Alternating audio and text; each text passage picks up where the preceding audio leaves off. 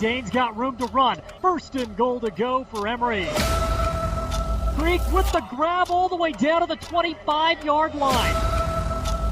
Stilson looking, wants the end zone. Olsen, corner, drags the foot, touchdown Emery. Emery High School football on KOAL 107.3 FM and 750 AM. This is Sparta! Emery Spartan football is powered by Castle Country Radio. And now for tonight's play-by-play, let's join Jordan Buscarini and Travis Anderson in the Sutherland's broadcast booth for tonight's game.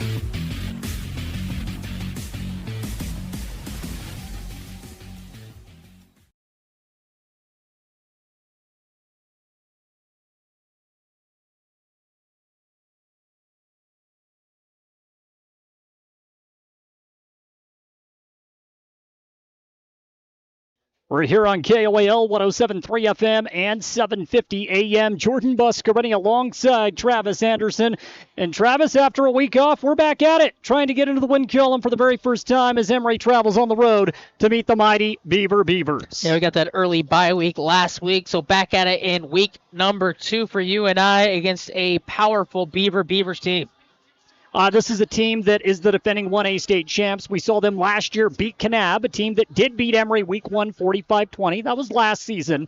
I think the biggest test for Beaver was the fact that they managed to take it to the San Juan Broncos last week, 33-30. That shows you what Emery is up against. It's a powerful San Juan Broncos, and Beaver really took it to them like you talked about. So what Beaver does is they put the football on the ground and they slow that rushing attack up and make Beaver try to throw the ball down the field. For Emery, it's simple. You come on the road, you can't turn the ball over. 5 turnovers 2 weeks ago. When you look at this powerful Beaver team, they are all led offensively by a talented senior quarterback in Davin Orton. Yeah, Orton is the real deal. He can use his legs. If he gets flushed out of the pocket, then he's going to move upfield, and then he's strong in the pocket too. He's smart. He draws you away with his eyes. Great arm, good accuracy, good quarterback.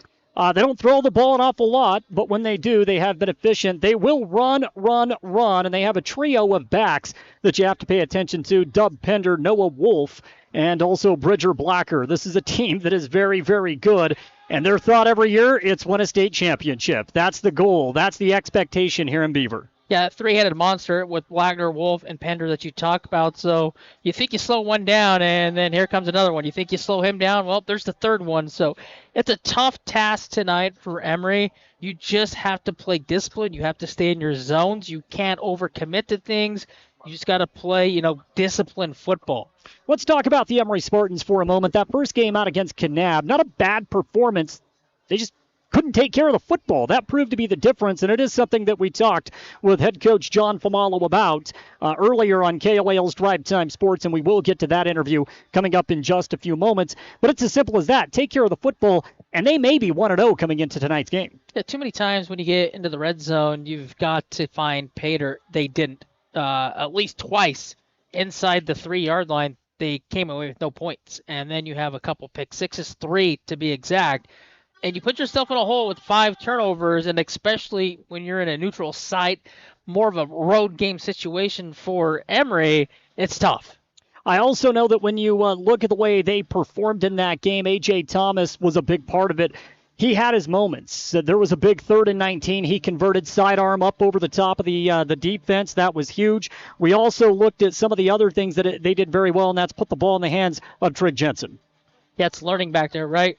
You take the good with the scrambling up the field on the 3rd and 19, and there's some ugly, there's some bad in there with the pick sixes where you're just staring down your wide receiver and you're going to that spot. The defense knows you're going to that spot, so the defense just sits right into the spot, picks it off, and 3 pick sixes.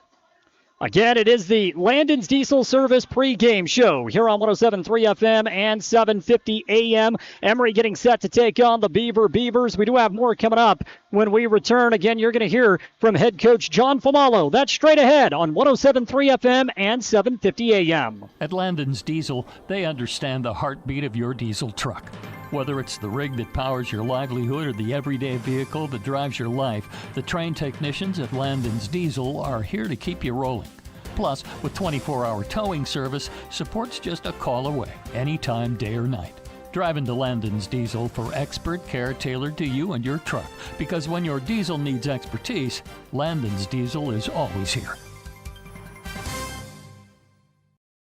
You're looking for somewhere you could be proud to work. Komatsu is looking for you. Komatsu is a leading manufacturer of construction, mining, forestry, and industrial heavy equipment. Komatsu currently has openings for seasoned welders, journeyman electricians, and MSHA certified electricians, as well as master machinists. At Komatsu, not only will your skills be rewarded with competitive wages, but you'll also enjoy benefits like a robust 401k plan. Grow with Komatsu. Go to komatsu.com or call Tanner at 636-6150. At Landon's Diesel, they understand the heartbeat of your diesel truck. Whether it's the rig that powers your livelihood or the everyday vehicle that drives your life, the trained technicians at Landon's Diesel are here to keep you rolling. Plus, with 24-hour towing service, support's just a call away, anytime, day or night. Drive into Landon's Diesel for expert care tailored to you and your truck. Because when your diesel needs expertise, Landon's Diesel is always here.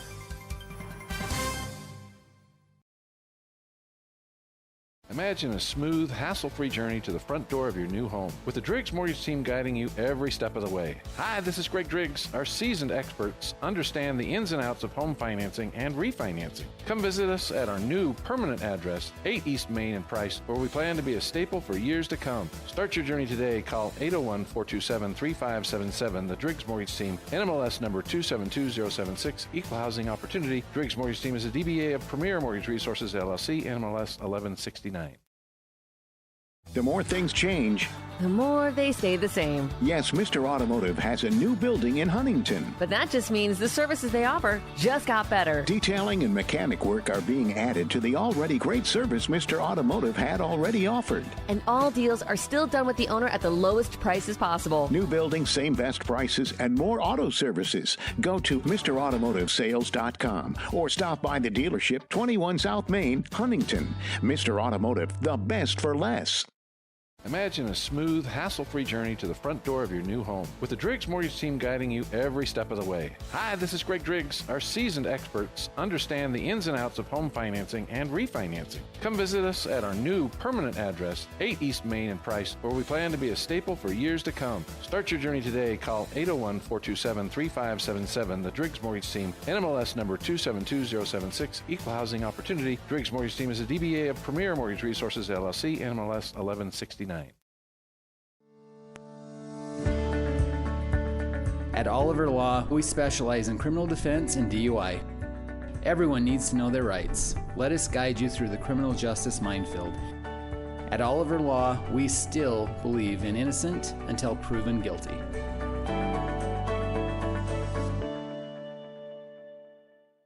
In the heart of Carbon and Emery counties, Quick Realty is here to help you make the right move. Experience the future of home buying with our Matterport 3D tours, giving you an immersive look at your potential home from anywhere. Meet our dedicated team of local professionals, just real people who care, walking you through every step of the way. As a Zillow Premier and Realtor.com specialist, Quick Realty is your trusted expert, handling everything from residential, commercial, and mountain properties to property management. Your dream home is just a call away. Let Quick Realty help you find it.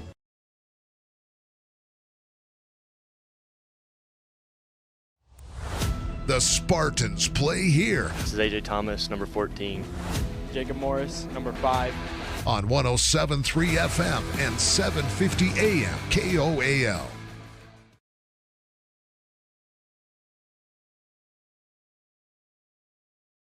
We're back on 107.3 FM and 750 AM. We are about 18 minutes away from kickoff. An important game. It's week 3 of the high school season, but only week 2 for the Emery Spartans as they try to get into the win column. And again, it's a very tough task at hand as they have to travel on the road to take on the defending 1A state champion Beaver Beavers, celebrating 100 years of football. Big celebration going on. They do high school football right here, to say the least. That was something that we talked about with head coach John Famalo earlier this week. We talked about everything from the loss to Kanab, the bye week, and tonight's opponent. Here's that interview now. Coach, always a pleasure. Thank you.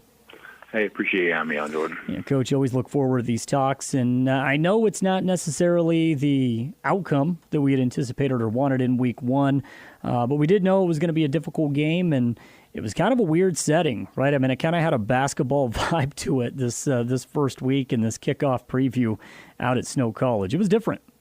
Yeah, for sure. Like you say, we didn't have like your normal pregame routine as far as warm-ups, and so like you say, it was a shortened thing that way. But like you say, I think it was a good experience for the kids, be able to play in a little bit different facility, and so yeah, I mean, it was good, but it was different for sure.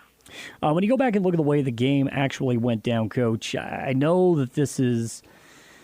I don't want it to sound like a moral victory at all, because I don't think it is. But when you look at the way this game went, and you look at the final score being 45-20,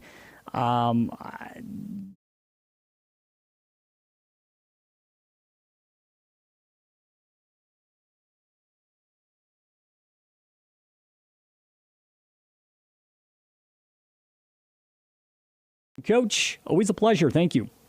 Hey, appreciate you having me on, Jordan. Yeah, Coach, always look forward to these talks. And I know it's not necessarily the outcome that we had anticipated or wanted in week one, but we did know it was going to be a difficult game, and it was kind of a weird setting, right? I mean, it kind of had a basketball vibe to it this first week in this kickoff preview out at Snow College. It was different. Yeah, for sure. Like you say, we didn't have like your normal pregame routine as far as warm-ups, and so like you say, it was a shortened thing that way. But like you say, I think it was a good experience for the kids, be able to play in a little bit different facility, and so yeah, I mean, it was good, but it was different for sure. When you go back and look at the way the game actually went down, Coach, I know that this is. I don't want it to sound like a moral victory at all, because I don't think it is. But when you look at the way this game went, and you look at the final score being 45-20, there were a lot of positives in this game. I mean, it really boiled down to just turning the football over. I think it was really that simple. That was the difference in this game, just turning the football over. Yeah, I mean, we ended up with 5 turnovers, and then didn't score in the red zone a couple times, and then we only ended up with 1 turnover, and that was the difference. And so we had plenty of opportunities and just couldn't capitalize when we needed to. Can make some kids make some plays, and at the end of the day, it's that's what the score shows. But no more victories. Again, it's one of those for us. I think it's things we can fix. We had a lot of drop passes, things like that, and so. I think it's things we can fix. And you got to feel good about that way some kids played, and so, but you never do like to lose. No, and I think for those who saw the game, when you have 5 turnovers, we've seen games where you have 5 turnovers in high school. Typically, the mercy rule is in play, right? Typically, if you have 5 turnovers, you go into the fourth quarter, and this game is over. And there were times, Coach, where you guys put yourselves in a position to either A, get back into it, or B, completely steal momentum. And I think proof of that was the way the first half ended. I mean, it's 26-7. You go down March, score a touchdown. It's 26-13. You get the ball to start the second half. But there were times where you had a chance to really make something happen in this game. Yeah, like you say, I mean, being down 26-13 with pick 6 and a fumble, kickoff return fumble, and the 5-10 somewhere in there with a short field, and only be down 26-13, it wasn't that bad, honestly. And then we had an opportunity to come out that second half, and I was feeling really good about where we're at and the situation we're in, even though we were down a couple scores, that we could get ourselves back in it. And just the turnover bug continued with us, and we couldn't finish some of those drives that we needed to, and that was probably another thing that really hurt us. It's such a young team, Coach, and you have so many first-year starters. It's 7-0 in the first quarter, and literally in a matter of minutes, it's 20-7, right? I mean, it happened kind of in a blur. It seems like that right there could be, use a boxing analogy, you're dazed at that point, right? Because things went bad in a hurry, and you look up, and they've scored 3 times in like 4 minutes of play. Yeah, I mean, I think that's what the kids felt like as well. Just you have all the momentum, and that momentum shifted so quickly, and then trying to figure out how to respond to that. I felt like we did. Like you say, we ended up scoring 1 more right before half, and then we just couldn't make the plays that we needed to that second half. But I felt like our kids never gave up, even though they were a little stunned to go down and flip it that quickly in that first half. I think our kids responded well, and did a good job with what they had, but turnovers just bit us too much. Well, you can talk about both sides of the ball, Coach, and we'll start with the offensive side. I think it's always a storyline anytime you have a quarterback going into his first year, making his first start. And there were times where A.J. really looked good. The one play in particular that stands out to me is the fourth and 19, or 3rd and 19, excuse me. He steps up in the pocket, kind of sidearm throw right over the top of the defense, boom, 20-yard pickup, get a fresh set of downs at midfield. I think that play in particular is kind of the highlight of what he is capable of doing.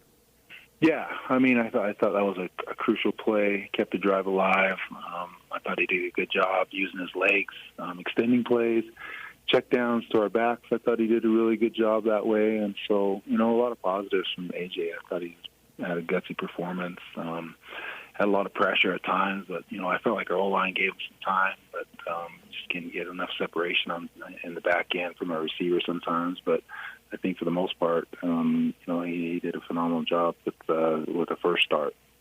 At the varsity level, you really never know what to expect. I actually was very impressed with the way he moved his feet. The way he was able to move, get outside of the pocket, and make some plays happen. Is that something that you can look at and say, we can rely on that from time to time? Yeah. You hate to put him in those situations, but I think he's a kid that can really extend plays. We have some run plays for the quarterback this year, and honestly, he's ran the ball a whole lot better than we thought he would, and he finished off runs. So to have that dynamic in there and a quarterback, I think that causes defense fits, knowing that, hey, he scrambles and gets out of the pocket. He can really, he really did a good job getting first downs and extending plays that way with his feet. What about the defensive side of the ball, Coach? You guys start quick 3 and out and kind of set the tempo early on before the turnovers. You allow the offense to take the ball down the field and score some points. But we knew that was going to be a tough team against the run, right? That's what they love to do when they run a lot of misdirection. When you go back and you take a look at the way the defense played, what was your assessment in that realm? Like I say, we weren't on the field a ton. I mean, they had quick scores offensively, and they had 3 drives, 1 short, and then honestly gave up probably two big drives. Most of the time, that we were on the offensive side. So defensively, I think at times we looked really good. They kind of figured us out as far as our alignments, came with that end around on that backside and got us a few times. And some kids missed some assignments, reading their keys, and so that was kind of a little bit disappointing. But overall, I mean, it just was kind of a weird game because we just weren't on defense a ton. So it was either short possessions or, just we were on offense and taking a lot of the time. But defensively, we got a lot of room to improve, I think. I think it was one of those I was hoping to have a little bit better performance than that on some of those drives. But at the end of the day, I think our kids are going to get better. It's not something we were familiar with. We don't do a ton, play against that. But I think this year it's going to be a common theme of run-heavy teams. So we're going to have to figure that out pretty quick. And one of the things I love about your defense, Coach, I love the athleticism in the secondary. I know it's young, but man, there is a lot of athleticism, and that kind of gets neutralized, right, in a game like this against Kanab. Yeah, I mean, you end up with your safeties and your corners ending up with a lot of tackles, and that's not good. With those guys are leading you in tackles, so that tells you guys are getting in the backfield. But again, you do take away a little bit of that when you have run-heavy teams. So we just got to be a whole lot more physical and figure that out. So, but yeah, I do like our back end, and hopefully we get to see a few more spread teams and stuff that we're a little bit more used to. Again, Coach John Famalo of the Emery Spartans joining us right now. Coach, I know it's early for a bye week, and I know that's never the ideal situation, right? You always want to play as many games as possible. But now, I guess if we have to look at the positive, you can go back and you have a week to kind of dissect things. And really, there's not too many teams in the state that will have, in a sense, that luxury going into week 3. Yeah, no. I mean, right now, for us, we're a little banged up, so I think it helps us. And then also, playing a really good team, in Beaver next week, I think it helps us. Similar type offense to Kanab, but probably runs it even better. And so, I think that the time to be able to prepare for that is good and to heal up and kind of fix some things, that we need to, and so make some adjustments that way. So I never, I didn't want to buy. I'd rather play, but sometimes it's good timing, and I feel like right now maybe it's good timing. It won't hurt us that bad. Yeah, I remember seeing you have a conversation with the team where you're basically saying, look, you guys, you got to take care of your body, right? You got to take care of your body. Things are difficult for kids at the beginning of the school year, right? Especially for a lot of kids that haven't played at this level, right? Playing on Friday nights, it's a little bit different. It's a little bit higher intensity. Maybe I'm reading too much into it, but that's kind of the way I look at it, right? Like now you kind of get a wake-up call week one. Now you got to know, you know how your body's going to respond if you're a younger kid playing at this level. Yeah, I think for sure. I think it's one of those that the speed of it and the physicality of it, I think it allows these kids to be able to, we've seen it, now let's, start figuring some things out. And so I've seen the difference in practice that way. I think our kids are trying to ramp it up and help each other out that way, competing a little bit more and not just going through the motions, I think. And so, I think that first week was a good eye-opener for us, and then also this bye week has been good for us to be able to say, okay, hey, let's get some things straightened out and figure out who we are and what we want to do. And I know you and I did talk about this at the beginning of the year, but for those who are unaware, I mean, it is a tough stretch to start the season. You get the 1A runner-up and the 1A state champ, and these are two physical brands of football, right? I mean, regardless of the 1A, 2A, 3A, 4A tag, whatever it may be, these are kids that play a physical brand of football. That's the only way they know. Yeah, and they do a good job of it. I mean, they're used to it. They know how to do it, and that's their MO. And so, like I say, I think it's going to be good for us, hopefully down the road, because we got to figure out how to get more physical and playing these types of teams. Whether again it's a 1A, 2A, whatever it is, these guys are good, and they run their stuff really well. And you got to be disciplined to your keys and then you got to tackle, and you got to be physical and get off blocks. And so I think hopefully it's going to help us in the end. Coach, it's always a pleasure to get you on. I appreciate you taking out the time again. Enjoy the bye week. Can't wait to talk next week. Thank you. Hey, thanks, Jordan. Appreciate it.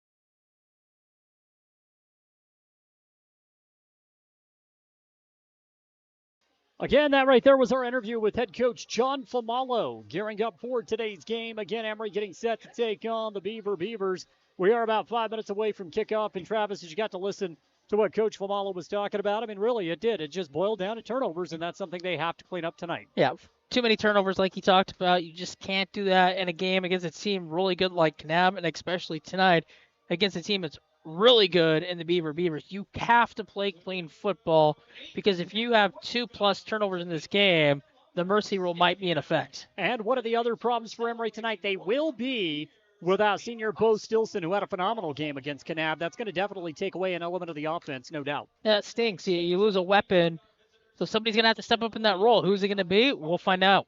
Again, the Landon's Diesel Service pregame show. We're off and rolling here on 107.3 FM and 7:50 a.m. We also want to welcome in the viewing audience on our YouTube channel, Castle Country Radio Emery. More coming up when we return. At Landon's Diesel, they understand the heartbeat of your diesel truck.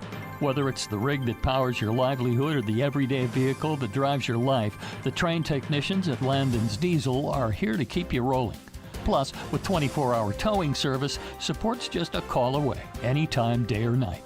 Drive into Landon's Diesel for expert care tailored to you and your truck, because when your diesel needs expertise, Landon's Diesel is always here.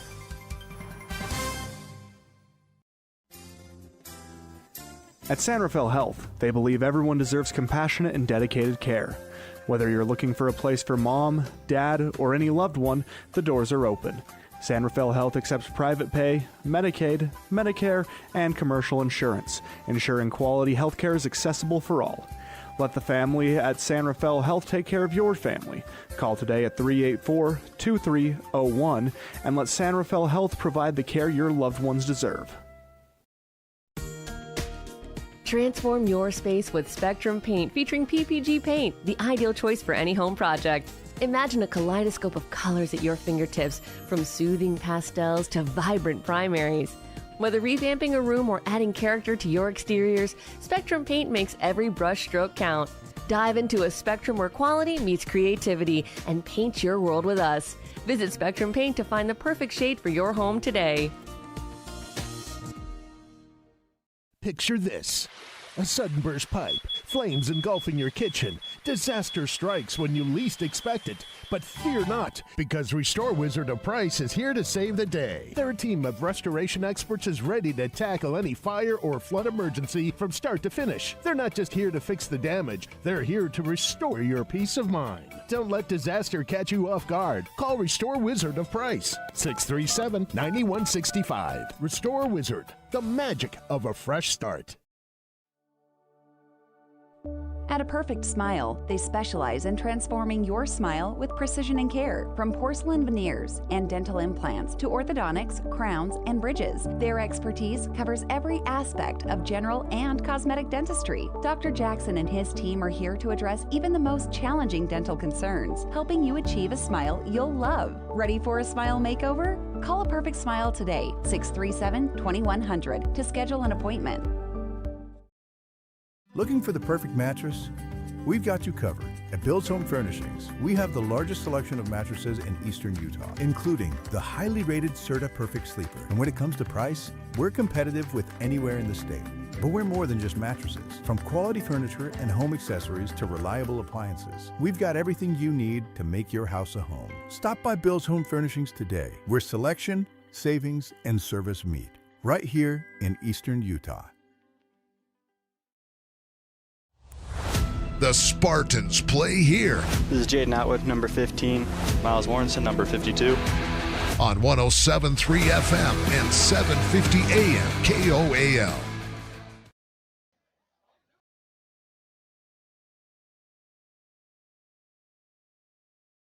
Just a few minutes away from kickoff here at Beaver High School. In fact, right now the coin toss about to get underway. Before we get to that, when the Emery Spartans have the ball, here's what the starting offense will look like tonight. Tyson Johnson, number 66. Blake Stitchard, number 78, left guard. Tice Larson, number 59, center. Tyson Tennant, number 72, right guard. Miles Warrenson, number 52, right tackle. AJ Thomas, number 14, quarterback. Traxton Conover, number 28, running back. Trig Jensen, number 11, wide receiver. Garrett Conover, number 23, wide receiver.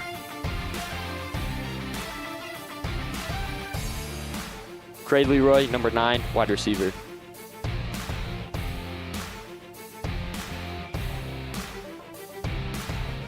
Jaden Atwood, number 15, receiver.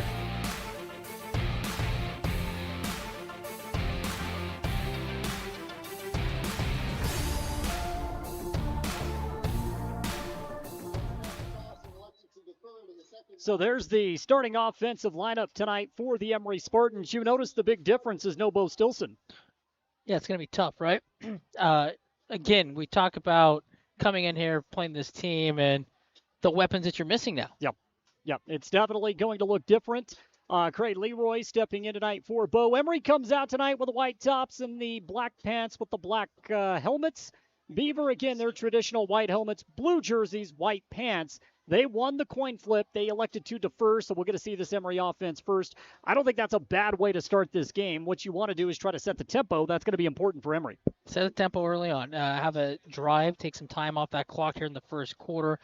But just move the football, show Beaver you can move the football on him, and grow some confidence. You don't have to necessarily score on that opening drive, but you want to have a long possession where you march down the field and give yourself a chance. So here come the Spartans out first. Did have a few problems on special teams a week ago.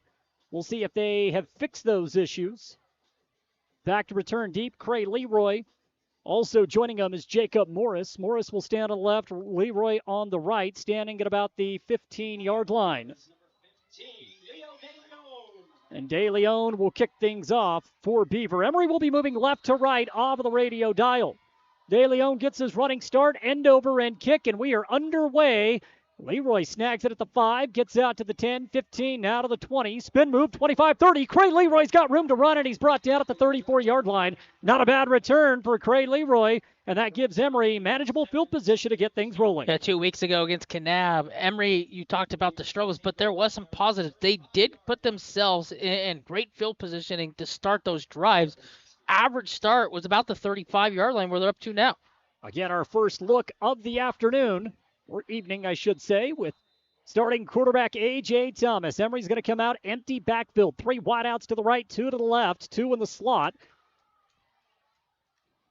Long snap, shoulder high, back to pass. Thomas is looking, fires, pass complete, and this will go for some good yardage, gain of 8 right out of the gate.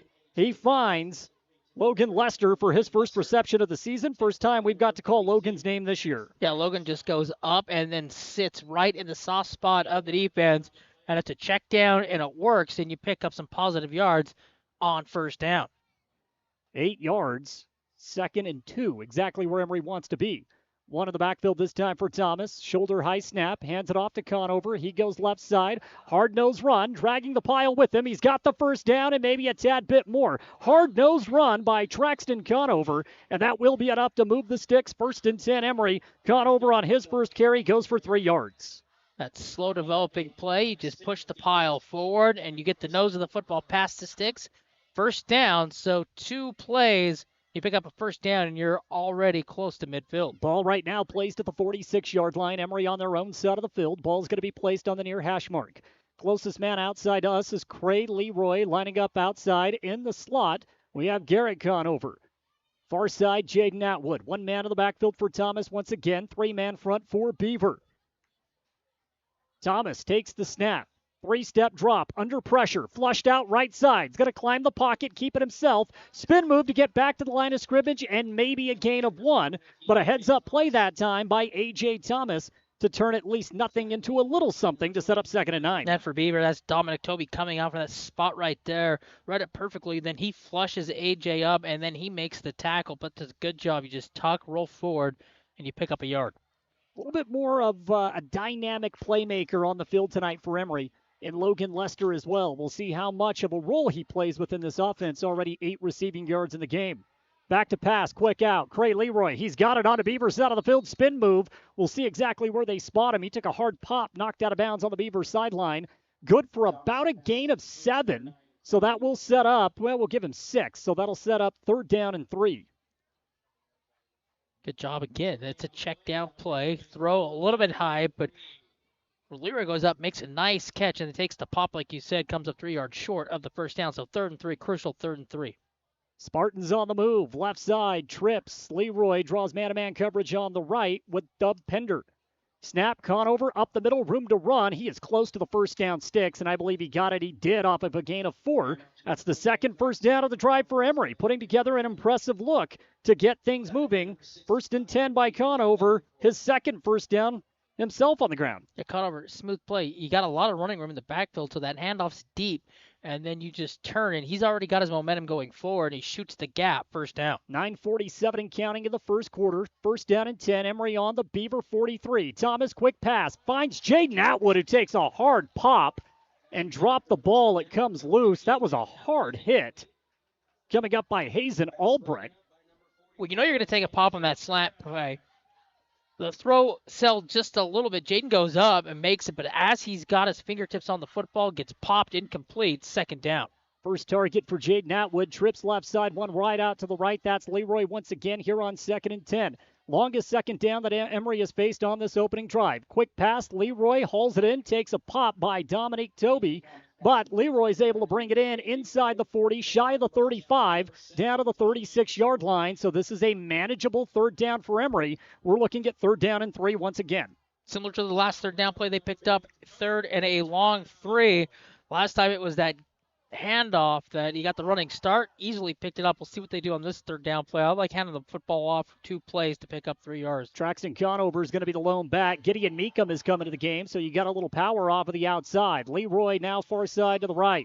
Yep. Here's a 4-man front for Beaver. Handoff, it's an RPO. Thomas will keep it himself. He is extremely close to the sticks. VAR official has him about a half a yard short. Let's see exactly where they spot it. They say he is just shy. It is 4th down and literally inches on a run of 3 by A.J. Thomas. Yeah, this one's easy. You just push the file forward and pick up. Those are the football. Emery will go for it, and it was the second effort that gets him the first down on the quarterback keeper. So the third first down of the drive, and it will continue. Emery eating a lot of clock. Thomas has 5 rushing yards now on this drive, but a big 4th down conversion for Emery as we are down to 8.5 minutes, near a 4-minute drive already for the Spartans to get this game rolling. Thomas goes back now into the shotgun. Getty Meekum goes left side just off of the tackle. 2 wideouts to the right side. That's Conover in the slot. Back to pass. Thomas flushed out once again. Here's a flag. A hold against Emery will certainly be the call, and that will negate a completion to Garrett Conover on the sideline. Anytime that play breaks down, your quarterback moves out of the pocket, you're going to get a hold to free him up. That's what happens. It's going to be holding. First penalty of the night against the Spartans, going to back him up. It was an easy call to make. Flag is out at the 36-yard line, so this could be a potential drive killer. It's the one thing you could not have happen, especially when you're a dink and dunk offense like Emery. Yeah, those are killer penalties. You just got to let that one go. AJ had enough of a seam where he didn't need that hold up front. So we take it back to the 42-yard line. It is now 1st and 20 for Emery. Thomas is under pressure. Flushed out. Shovel pass finds Getty and Meekum. Getty gets it up to the 35-yard line. Still on his feet. Hard-nosed runner. That comes with a Meekum name, and he is just shy of the original line of scrimmage on a gain of 7. That play right there broke down, and he just flicks it over the top. Shovel pass. You talked about it during the little shovel pass. Picks up almost all those yards that they got back off the hold, back to the line of scrimmage. So far on this drive, A.J. Thomas is 4 of 5 for 28 yards passing through the air. Emery has it back at the 34, again about 2 yards shy of that original line of scrimmage. See if you can get something going with that little slant inside. You're going to have to pick up a chunk here. Trips right side, 2nd down and long behind the sticks. Emery's going to run the ball. They'll keep Beavers defense honest. Ball gets up close to the 30-yard line on the carry by Conover. So we've seen a heavy dose of Traxton Conover on this opening drive. Give him 3. He's got 3 carries for 10 yards. And now Emery back in front of the sticks, but it's 3rd down and 9. Now the Spartans are definitely not against trying a field goal. Jaden Atwood has a reliable leg. I think this is a tad bit out of his range. You want to be anywhere from that 20 to 25-yard line. But nearly half of the first quarter gone by, and Emery still on the opening drive. 4 wideout set, 2 on each side. Conover the lone man of the backfield. 3-man set with 2 stand-up linebackers. Hand off to Conover. Emery trying to make this a manageable 4th down. Conover gets 2 yards on the play. Ball at the 29-yard line, and Emery's faced with 4th and 7. Manageable 4th down. I think that was 2-down territory by that play where you're running. You're trying to break one spring, one free. You don't. You pick up 2 yards. It's 4th down and 7, and offense stays on the field. Emery has to get the ball to the 23-yard line. Out of the shotgun. 2 wideouts to each side for A.J. Thomas. Motion man comes. It's Atwood. Hard snap count. Back to pass. It's Thomas. Under pressure. Flush. Throws to the sideline, and this one is intercepted on 4th down. Nope, they say incomplete. Thought it was going to be picked off. They say he stepped out of bounds, and so a turnover on downs, and that halts a promising drive for Emery at the 29-yard line on Beaver's side of the field. It all started with the penalty. It threw a wrinkle into the drive, and it killed the drive. And Emery on 4th down, incomplete, turnover on downs. 5:57 to play in the opening quarter. It's been a very fast-moving quarter, and now we'll get a chance to look at Davin Orton, who had a phenomenal game last week against San Juan as Beaver topped the Broncos. Emery comes out with a 3-man front. They're going to move with speed, and first handoff of the ball game will work around the outside, minimal pickup. That one goes to Davis Carter, the junior, and he picks up maybe 2 yards on the gang tackle for Emery. You have Ilijic, his first takedown of the game. Yeah, he got in there quick. Emery with their 3-man front defensively. Again, it does look a little bit different. Logan Huntington out for the game. So you got Citrid, Larson, and Johnson up front. Another handoff here for the Beavers. Positive yardage.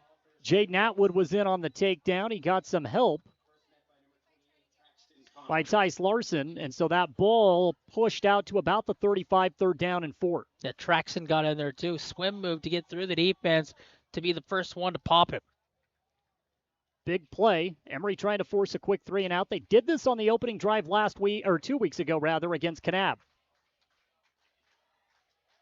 Orton, the quarterback, is up underneath center. Split formation, takes the handoff. Power, and this one will go for first down yardage for the Beavers. They'll move the sticks with the ball now with the 41-yard line, and that is just power football right up the gut by Jex Bradshaw, the senior. They're just going to wear you out up front by running the football. Hopefully you tire out, and so far in this opening drive, power football you talk about, first down pickup. This is exactly what Beaver likes to do. Might be a quick game at this point. The way both teams really want to ground and pound style of offense. Even when Emery is throwing the football, it's dink and dunk. It's nothing really vertical downfield. Man flipping, that's Pender. He goes right to left. Here's a lot of motion by Beaver. They're going to reset the offense completely. Emery again with 3 down linemen. The snap, and we have movement. And I believe that'll be an illegal shift against Beaver. Back them up 5 yards to make it 1st and 15. Let's see what the official ruling is. A lot of moving parts. Somebody didn't get set.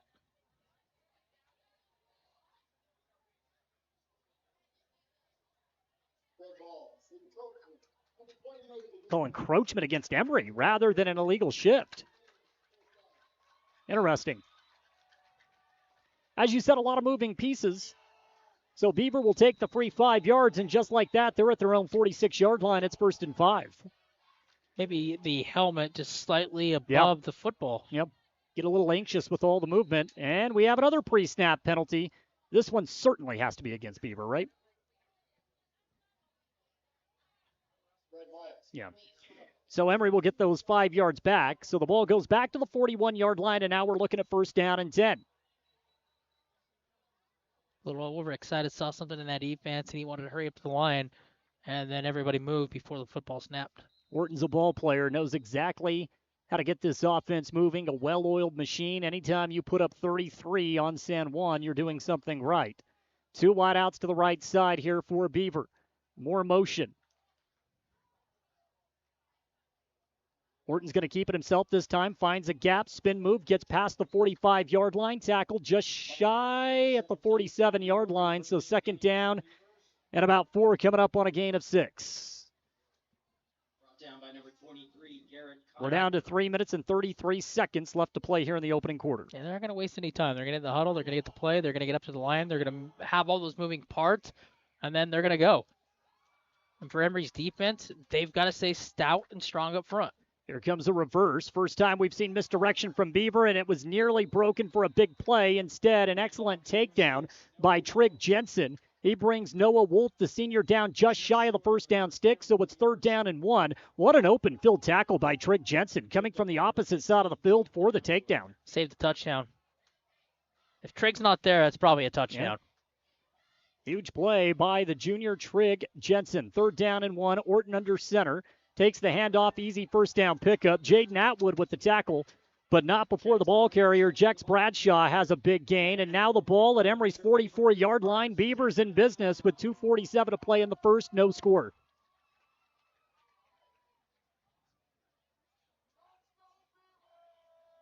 Seeing just how well-oiled this machine really is offensively. Orton is up underneath center, takes the handoff. Pender wants to go to the outside, gets by Atwood, misses 1, 2, 3 tackles for Emery, and finally shoved out of bounds by Gideon Meekum, but not before Pender picks up good yardage on 1st down. Ball's now inside the 40, up to the 39.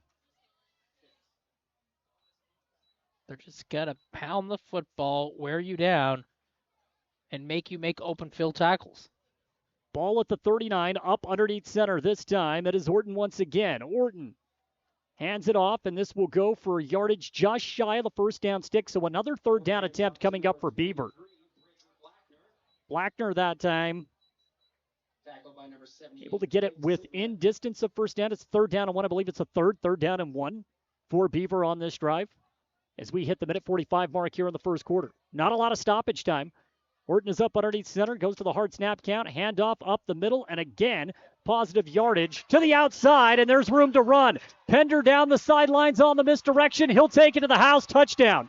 Boy, it fooled me up here in the booth, Travis. They work the end around misdirection, and it goes the distance on a 36-yard touchdown with 1:30 to play in the first. He got that pitch off right at the last second. He took the pop. He just flips it over the top.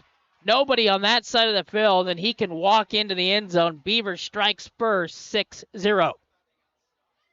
Dub Pender on a 36-yard scamper for Beaver.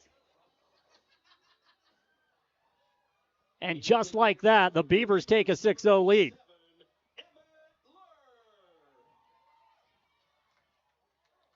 Emmett Lurth comes out to attempt the PAT, and we have a flag down. Conover was able to get into the backfield and tackle the holder, which is Orton. I think it's on Emery. I think so. We've had a couple of pre-snap penalties for the Spartans already in this game, and we may have another. I think it's going to be a false start. Yeah, that's what they call an illegal formation, rather. Emery will decline it, but the damage is done. Beaver will strike first. They lead 6-0 on a 36-yard touchdown run. 1:30 to play in the first quarter, and the Spartans will have an opportunity to match when we return. Looking for the perfect mattress? We've got you covered. At Bill's Home Furnishings, we have the largest selection of mattresses in eastern Utah, including the highly rated Serta Perfect Sleeper. And when it comes to price, we're competitive with anywhere in the state. But we're more than just mattresses. From quality furniture and home accessories to reliable appliances, we've got everything you need to make your house a home. Stop by Bill's Home Furnishings today, where selection, savings, and service meet. Right here in eastern Utah. The Spartans play here. This is AJ Thomas, number 14. Jacob Morris, number 5. On 107.3 FM and 750 AM KOAL. 1:30 to play in the first. Emery right now faced with a deficit after a 36-yard touchdown run by Dub Pender. In to kick for the Beavers, number 15, Leo De Leon. De Leon will kick this ball away now for Beaver. Back to return is Morris and Leroy.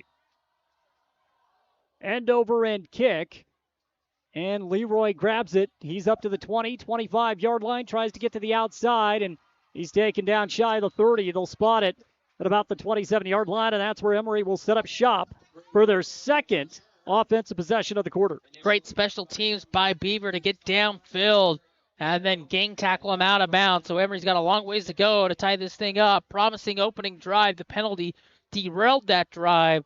And then a turnover on downs, and Beaver strikes quickly 6-0. It's very similar to the way things started outside of 2 weeks ago. Emery had a very promising opening drive. They actually scored on that drive, had several other promising ones that came up short on Kanab's side of the field. Thomas is back out of the shotgun.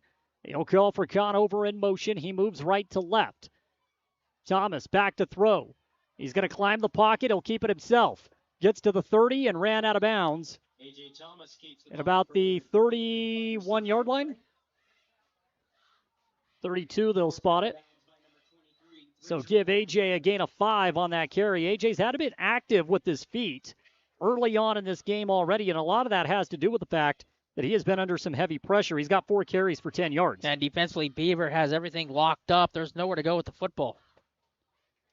Thomas this time hands it off. It's our first look at Ilajic out of the backfield, and Michael Ilajic maybe lost a yard, so now we're looking at 3rd and 6. Not the ideal spot for Emery. And Bradshaw in there on the tackle. Number 4, Mikhail Ilajic. Blackner in there too. Tackled by number 36, Caleb Carter. So a big play here for Emery. 3rd down and 6. They have to get the ball up to the 38-yard line to keep the drive alive. 2 wideouts on each side, 1 man in the backfield. 45 ticks and counting here in the first quarter. Thomas back to pass. He's flushed, under pressure, throws. This one middle of the field, caught then dropped on a heavy pop across the middle by Jex Bradshaw. But a flag is down in the backfield, and that can mean one of 2 things, a hold or a roughing the passer. But that was one heck of a pop, as Conover nearly had an incredible catch.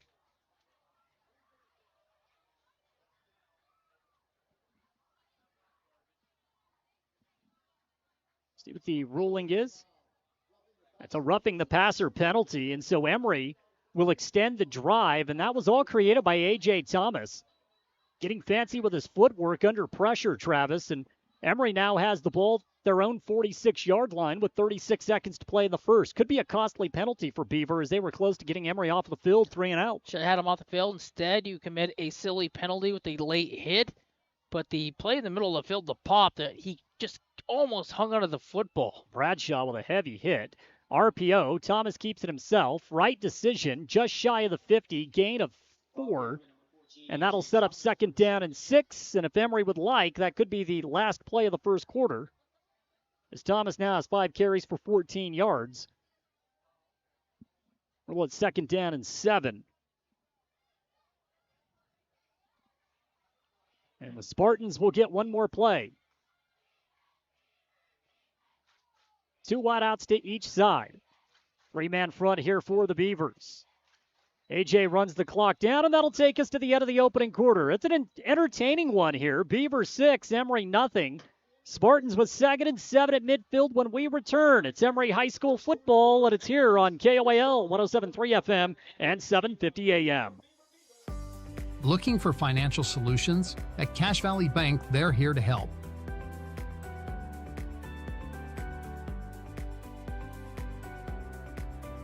Whether you need commercial loans, mortgages, or expert financial advising, they've got you covered. Visit them today on the corner of First West and Main Street. Cache Valley Bank, your partner in financial success. Equal housing lender, member FDIC. Plumbing issues don't happen every day, but when they do, it's good to know that there's a plumber you can trust right here in the Castle Country. The Swell Plumber has over 30 years of experience and has proven that he's reliable. Here's what some customers have said about the Swell Plumber. Kurt was amazing. He came out to the house the same day and got quotes to us very quickly. Kurt kept in touch with us with updates as things progressed. I was definitely pleased. For residential and commercial plumbing, go to theswellplumber.com and book your appointment today. Back to the action as we get set to start the second quarter. That was a quick break in between quarters. A reverse. Gideon Meekum takes it off the opposite end, and he is close to the first down sticks. On to Beavers side of the field up to the 45-yard line, and now Emery looking at 3rd and 1. How about the run by Gideon Meekum on a gain of 5? It's a little drag run, and it's perfect. Almost sprung it free. And good job by Beaver to hold on and bring him down short. 3rd down and inches. Thomas under center again, 2 in the backfield.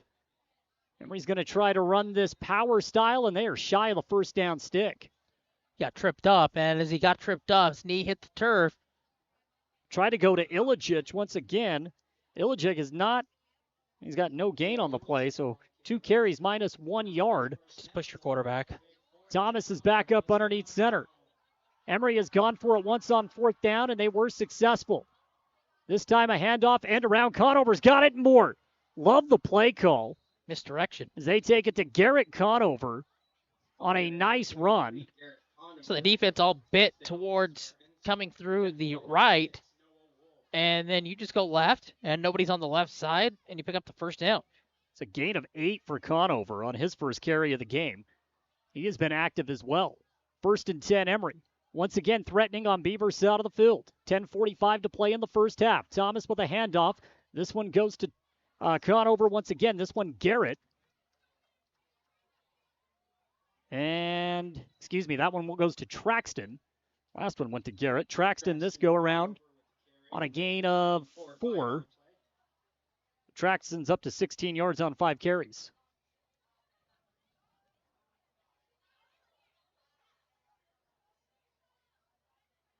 Conover once again in the backfield. AJ out of the shotgun set, 2nd down and 6. This time he's going to throw under pressure, out of the pocket. He's got to scramble away. He's going to maneuver once again, and he dives for the first down. I think he got it. He did. What AJ does, though, once that pocket collapses and he's flushed out, he just tucks the football. He keeps his head upfield. He knows he's going to get hit, and he picks up the first down. He's got 21 rushing yards here in the first half, and now the ball is pushed up to Beavers' 27-yard line. AJ Thomas with a nice awareness out of the pocket, and he gets away. 1st and 10, Emery. Gideon Meekum comes into the game, and Trick Jensen will get a little bit of a breather. Typically, this means power football with Traxton Conover when we see Giddy coming off, and there's the handoff, and this time Beaver was prepared for it. as Traxton Conover is able to get back to the line of scrimmage, and we have a lot of extracurricular activity, and I believe Beaver is going to get tagged with unnecessary roughness. Yeah, they are. It's on Bradshaw. Just picked him up, threw him down, kind of stepped over him. And that marks the second personal foul penalty of the first half by Beaver. Well, you got to give Traxton Conover a lot of credit for hanging. He's hung in there and taking some big shots. Both Conovers have tonight. Now that ball with that penalty is inside the 10-yard line. It's sitting, right at the 9? Maybe now outside the 10? 13. And right now, Emery's at the 14-yard line. Not quite a goal-to-go situation just yet, but first trip to the red zone here of the evening. Thomas out of the shotgun set, 2 wideouts on each side. And Logan Lester is in the backfield this go-around. Thomas back to pass. He's under pressure, fires his hip, finds Conover, caught, touchdown! Touchdown, Emery! On a 14-yard strike across the center of the field. The score will go to Garrett Conover. AJ took a hit. He knew he was going to take a hit, and then Conover just sits right in the middle of the field. No blue jerseys around him. Catch, touchdown, and Emery takes advantage of the mistakes that Beaver gave them, and that's what you have to do on the road, and we're an extra point away from having the lead. Jaden Atwood will come out to attempt the PAT, and this could give Emery a 7-6 lead. Trig Jensen to hold. 9:11 to play in the first half. The snap, it's down. The kick, it's up. And Jaden Atwood has given Emery a 7-6 lead with 9:11 to play in the first half. Emery will kick to Beaver when we return. Imagine this. You're cruising down the highway, windows down, music up, but suddenly your car sputters. Don't let car troubles break your stride. At Cars, Complete Auto Repair Service in Wellington, they're dedicated to keeping your vehicle running smoothly so you can keep enjoying those flawless drives. From regular maintenance like oil changes and wheel alignments to tune-ups and even new tires, Cars is here to help. Visit Cars today and drive away confident knowing your car is in its best shape ever. The Spartans play here. Hassan Grange, number 10, receiver. Garrett Conover, number 23. On 107.3 FM and 750 AM KOAL. 9:11 to play in the first half. Emery 7, Beaver 6. Travis, how about that drive? That's how you answer back. You had that opening drive where you came up short. Beaver then marches down, they score, and then quickly you come back and you take the lead. That right there was pure money for Emery. And the way they managed to capture their first lead of the ball game. And here on the kickoff, a big return by Beaver. And just like that, the Beavers have recaptured the lead. Noah Wolf will take the ensuing kickoff back for a touchdown. And with 8:58 to play in the first half, it's 12-7 Beaver. Yeah, we talked about the special teams a week ago that wasn't great. Special teams on this one, not great at all. And that's a touchdown off the kickoff and the lead gone. Goes for 85 yards, back for a touchdown. And Beaver strikes quickly. Noah Wolf, 85 yards.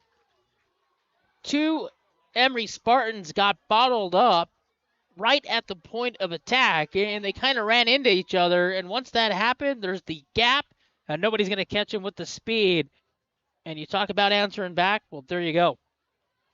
So Emery held the lead momentarily, and now Beaver goes for 2, and Orton will get into the end zone for 2, and it's 14-7 Beaver. Wow. Want to talk about a momentum swing. We just saw it. Beaver will kick off to Emery when we return. They lead 14-7. At Castle Country Vet, they believe every pet deserves a touch of love and expert care. You can trust Dr. Harmer and Dr. Kelly. They're not just veterinarians, but passionate pet lovers, dedicated to nurturing your furry friends like family. From routine checkups to emergency interventions, you and your pet will experience compassionate, professional care every step of the way. Let Castle Country Vet help your pets lead the happiest, healthiest lives. Call Castle Country Vet today, 637-5797, because love is a 4-legged word. Emery High School football on KOAL 107.3 FM and 750 AM. 14-7, Beaver with lead over Emery. It's Emery Spartan football on KOAL 107.3 FM, 750 AM, also on YouTube at Castle Country Radio Emery, and it was a short-lived lead. But with 8:58 to play in the first half, Emery's going to get the ball back, and there's all sorts of confusion on the Emery kickoff. Finally, they get their 11 guys out, and De Leon's kick will go into the end zone, and Emery will have plenty of green in front of them off the touchback. Yeah, just really poor special teams. You've got to stay in the right zones, and if you over-pursue or if you get off track just by a little bit, that's the result that's going to happen. 80-plus yards into the end zone. Beaver 14, Emery 7. Well, you had stolen momentum momentarily. Crowd was a little bit stunned. It was 7-6. Again, this is a heavy crowd here at Beaver, and then they are right back into it following that 85-yard kickoff return by Noah Wolf. Special teams touchdowns can flip things in a hurry. Let's see if the Emery offense can pick up where they left off. Trips right side, one man to the left. Thomas out of the shotgun set, rolls right side. AJ this time has time. Still rolling. Throws right at the last moment, going to the sideline. Pass intended for Trick Jensen, but it's incomplete. And that's when you just have to tuck and go out of bounds. You don't want to force back, fading away into traffic. That ball got popped up in the air. We seen last week a ball get popped up in the air and get intercepted. That's another one that Beaver could have popped off. Second down and 10, so Emery behind the sticks.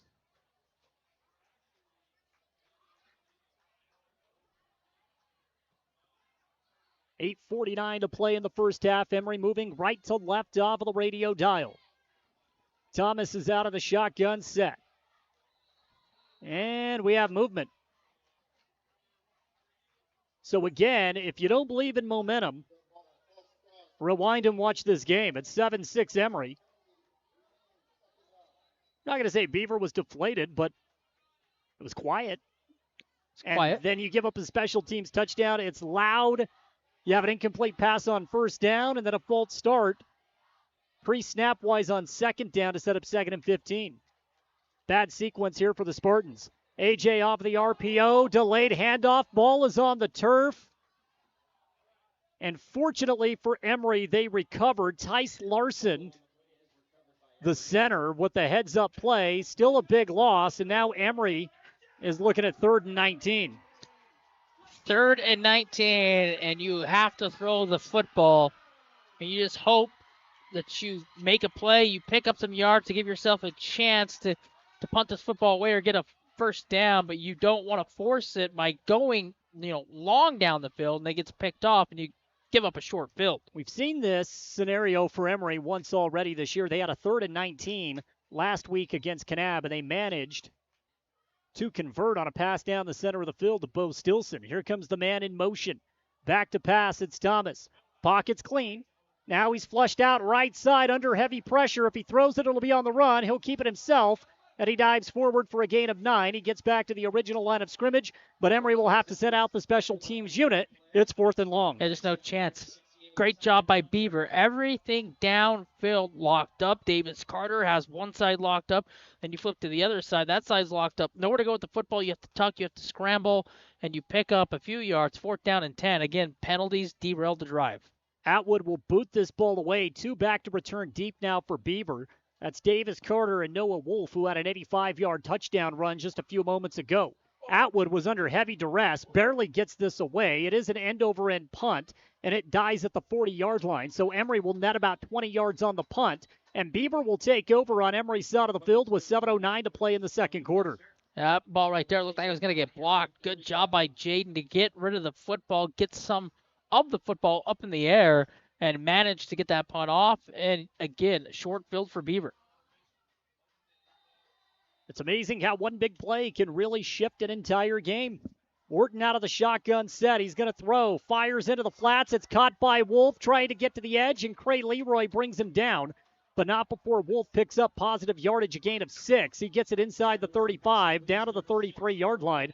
Actually, a gain of 7 for 2nd and 3. Defensively, I don't think Emery was set, and Leroy does a good job of saving, which could have been 20, 25 yards down the sideline. Yeah, we've seen a couple of open field tackles, one from Trigg and now one from Cray, that have prevented big touchdowns. And this time trying to fake the misdirection, and it's an easy handoff left side off tackle. And it goes for positive yardage and a first down. Bridger Blacker. And it's 1st and 10 now for the Beavers inside the Emery 30 to the 29-yard line. Yeah, start third quarter. Beaver gets the football back, so if they score here and then they have another, Emery goes 3 and out, and they get the football back. There's a lot of movement that time for Beaver. 1st and 10 is going to be 1st and 15. Easy call for the officials to make. That'll back them up to about the 34-yard line. Really the biggest difference maker for Beaver in this game, it's been a couple of costly penalties. We've seen 2 personal foul penalties that extended Emery drives and a couple of pre-snap penalties. Outside of that, it's been a near-perfect half for Beaver. Yeah, those 2 mistakes cost them a touchdown. And again, at Emery's opening drive, a penalty stopped all momentum, which looked like they were going down to score. Orton takes the snap, and he's got room to run. He gets by a couple of would-be tacklers inside the 30. Back to the original line of scrimmage. So it'll be 2nd down and 8. Maybe picked up a yard past that original line of scrimmage before the pre-snap penalty. So 2nd down and 8. Under 6 to play here in the first half. Scoreboard update on our sister station, KRPX 95.3 The Peak. The Carbon Dinos trailing Ogden 7-0 at the end of the first quarter. We'll keep you updated on that game. Carbon trying to get to 3-0 for the first time since 2014. They put up a 68 spot last week on Grand, a team that we'll see in just a few weeks. 2nd down and 8. Orton takes the snap. Emery this time not fooled. Gideon Meekum was quick to the ball. Blacker tried to take it left side. Giddy lowered his helmet, layered the boom, and now it's 3rd down and about 8 for Beaver. Giddy lowers the helmet, pops it right on the football. It's a good open field tackle to make this 3rd down and 7 at the 26-yard line.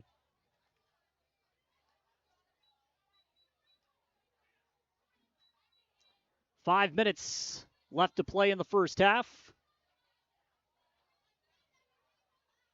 4-down territory. No question. Under 5 to play. Emery defense has to get big. They need a stop in some capacity. Beaver a little bit behind the sticks. Direct snap. Orton tries to go to the outside. Trigg Jensen is there. Trigg with a wrap up. Illichek comes, help with the cleanup duty. And late on the hit was Cray Leroy, but that's a big-time defensive play for Emery, denying the outside to the dangerous Davin Orton. And now it's 4th down for Beaver. What a play by Trigg. Comes across the field, pops him backwards. They lose a yard, so 4th down and 9 to go at the 29-yard line. And so now, as you called it, 4-down territory. Emery can potentially get the ball back unscathed. Orton back to pass. Fakes. He's under some pressure. Now chased out of the pocket. Lobs to the sideline. Caught. 1st down. Flags are down. And my only question is, was he out of bounds and then came back in? That is my question. I thought from my angle he was out of bounds, then he came back in. Now tonight we have the luxury of replay. No, he wasn't out of bounds. That's an easy completion. Let's see what the ruling is here on the field.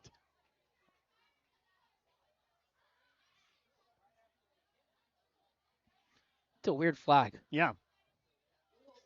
And ineligible receiver downfield for Beaver. So again, when plays break down, your linemen kind of wander too far down the field, and that's what happened on that play. Wipes away a beautiful little over-the-top catch. Orton is so good. He's so crafty getting outside the pocket. But as you said, when you have a quarterback that can extend plays the way Orton can, sometimes your lineman will wander a bit downfield. And that's what the call is. They got 4th down, 14 at the 33. A golden chance to get them off the field. This is going to be one of those hidden plays. Orton back to pass. He scrambles left to right, fires, has a man open, caught, 1st down, Beaver down to the 10-yard line. That time, Trigg unable to keep up with Wolf, and we have another flag down in the backfield. And this one may be against Emery. I believe roughing the passer, perhaps. That's what it is. Nope, face mask against Emery. It's a heck of a play. Keeps the play alive. You've got Trigg one-on-one with a very talented wide receiver, and you're going to take your chance every time with the wide receiver, and that's what happened. He just flips it over the top. There's nothing Trigg can do. He goes up in the air, catches it, tumbles to the ground, first down and more. Ball is at the 6-yard line, half the distance to the goal off of the face mask. 3:38 to play in the first half, and we have another penalty.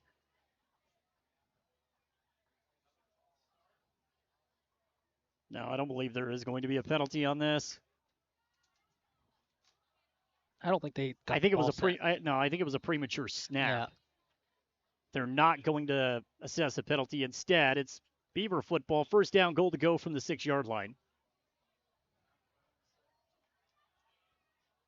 And just when you think you're going to get them off the field, it's first and goal. Should be a false start. There's a fumble on the snap, but Orton took a step back, so the fumble is negated. Pre-snap penalty, a false start against Beaver. Penalties have not played a factor really here on this particular drive because Beaver has been able to overcome them being well behind the sticks. Yeah, 4th down and long on the last one, and the pocket breaks down. Everything in front breaks down. He just flips it over the top, first down, and says, all right, we're fine. First and goal to go from the 11. This time a handoff. Emery able to clog up the middle. Blacker was the ball carrier. He's taken down by Gideon Meekum. Spencer McCandless gets in on the takedown as well. Gain of 2. It's second and goal from the 9. Quick score up in the San Juan Canab game. San Juan 14, Canab 7. Clock continues to tick away. 14-7, Beaver with the lead. Both offenses have produced one touchdown. The difference right now, Beaver, a special team score on an 85-yard kickoff return. Snap, Orton rolls out. He's got a man wide open in the flats, and it is incomplete. Wolf lost his footing. He might have been able to walk his way into the end zone. Instead, Emery will take it. It's third and goal from the 9-yard line. He saw how wide open that play was, and he just rushed the throw. Didn't have his feet set, and he just flicked it. Instead of putting it right on his chest, kind of flicked it out to the top, and the ball tumbles to the turf. Wolf had to stop and try to come back, and that's where he lost his footing. That ball is placed at the 8, so it's third and goal from the 8. 2 opportunities for Beaver to get this in to make it a 2-score lead. Orton goes out of the shotgun set. He's going to throw. Back to pass. He's got room. Still scrambling. Rolls out. Gets to the corner. He's got room to run, and he'll walk into the end zone. Met at the goal line. Doesn't matter. He gets in for a touchdown, and it's 20-7 Beaver. Everything broke down. Nothing in front. All he does is just takes his time as the wideouts then drag the defense with him. And with his speed and his quickness, he walks into the end zone. It's a little bit of contact as Traxton Conover was trying to seal off that edge. No flags, and so Orton showcasing his ability to scramble. Gets into the end zone for 6. It's 20-7. And that's a big touchdown, knowing that Beaver's going to get the ball to start the second half. They have an opportunity to double dip. PAT is right down Broadway. 21-7. Beaver with a 14-point lead. 2:35 to play in the first half. It's Emery football when we return. At Clean Cut Roofing and Siding, they believe every home deserves to look its best. Since 2003, Clean Cut Roofing and Siding has been transforming homes and businesses with precision and care, ensuring your peace of mind with every shingle and siding panel installed. Whether you're updating an old look, repairing storm damage, or bringing life back to your storefront, trust them to handle every detail. Visit cleancutroofingsiding.com to schedule your free consultation. Clean Cut Roofing and Siding, where quality meets craftsmanship. The Spartans play Range, number 10, receiver. Garrett Conover, number 23. On 107.3 FM and 750 AM KOAL. 21-7, Beaver over Emery. 2:35 to play in the second quarter. Emery will have a chance to put some points up. They do have all 3 timeouts remaining. De Leon will boot this ball away from the 42, back deep to return for Emery. End over end kick. Leroy has it bounce off his shoulder pads, able to pick it up off the turf. Spin move, gets to the 20-yard line, and a flag comes flying all the way from the 45-yard line to the other side of the 30. An impressive toss by the official. We'll see what the flag is, if this is going to affect Emery, which it most certainly will right on the kickoff. That's typically what you see. The special teams, again, all sorts of problems in week 1 and some problems here in week 3. 21-7, 2.5 to play in the second quarter.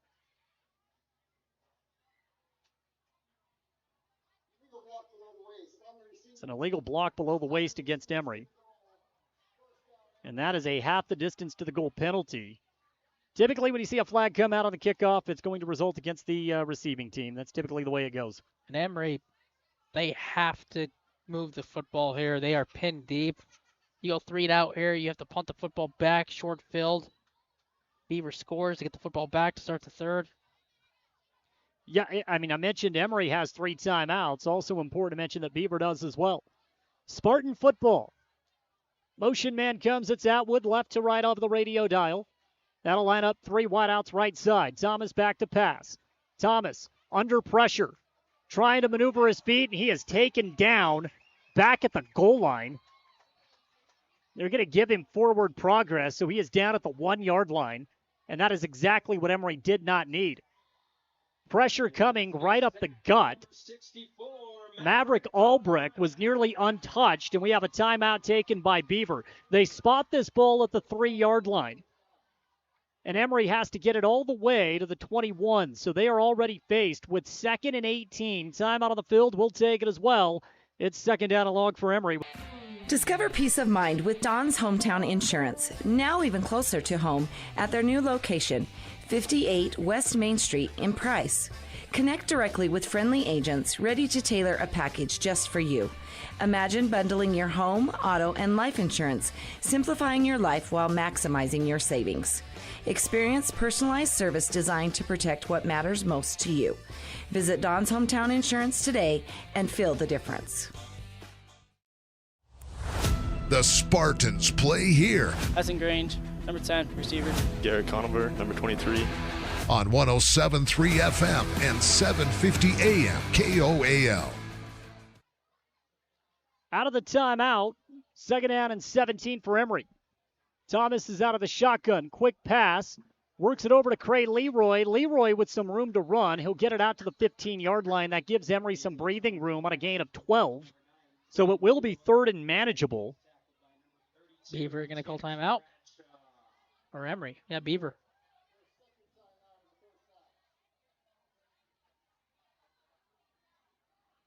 Spot that ball at the 16-yard line. Again, Emery's got to get to the 22. So a 13-yard pickup. And when you take a look statistically for Emery in this first half, A.J. Thomas has thrown the ball 10 times for 55 yards. But he's 6 of 10 for 55 yards. That time working it out to Leroy on the gain of 13. Leroy's got 3 catches for 26 yards. He has been a breath of fresh air for this Emery offense. He's had a nice first half. 3rd and 6, manageable here. And it's a big one with Beaver only having 1 timeout left. A first down here may ensure, pending a turnover, that Beaver doesn't get the ball back here in the second quarter. Thomas out of the shotgun. He's got 2 wideouts to the right side. Quick pass. They want to get it in the hands of Trigg, and Trigg is close to the first down sticks, but he did not get the first down. I mean, he is close, and we have a timeout taken by Beaver, their 3rd timeout. And they spot it at the 21-yard line. Emery had to get to the 22. I think you got to go for this. I go for it. Because you're going to punt the football. You're going to give them it anyways, even if you don't pick it up. But you have to pick it up to ensure that they do not double dip. You pick up the first down, you're, barring that turnover, you're making sure that you go into halftime only down 21-7. Well, he needed 6 on that last play. Got the ball in the hands of Trigg on the wide receiver screen. He picks up 5 yards, and so we're looking at 4th down and 1. Might even be less than a yard. And the Emery offense will stay out of the field. This is the right call. You have to. Beaver's going to stack the box. Does Emery hard snap to try and draw a call timeout and then punt? 6 in the box for Beaver. Thomas is out of the shotgun set. They will snap it, and they pooch punt it. And it's not a bad punt by A.J. Thomas. This one will roll all the way back inside the Beaver 40 down to the 39. And talking with special teams coach Gary Arrington, he was trying to implement that into the offensive book. You wanted to at least see the hard snap count to try to draw him off sides and get the free first down? Yeah, Emery's good at that. I think Emery is one of the best at drawing offsides on those hard, snap counts. Instead, they elect to just snap it and pooch punt it. I don't agree with it. I would have went for it, but here we go. Well, defensively, you're going to have to get a stop now. Yeah, Beaver doesn't have any timeouts. Emery's got 3. Orton on the reverse. This one goes to Wolf. He's in the open field, and he's got a big pickup. He's close to the 50-yard line and taken down to the 48-yard line, a gain of 9 on first down. Clock will continue to tick. Again, Beaver with no timeouts.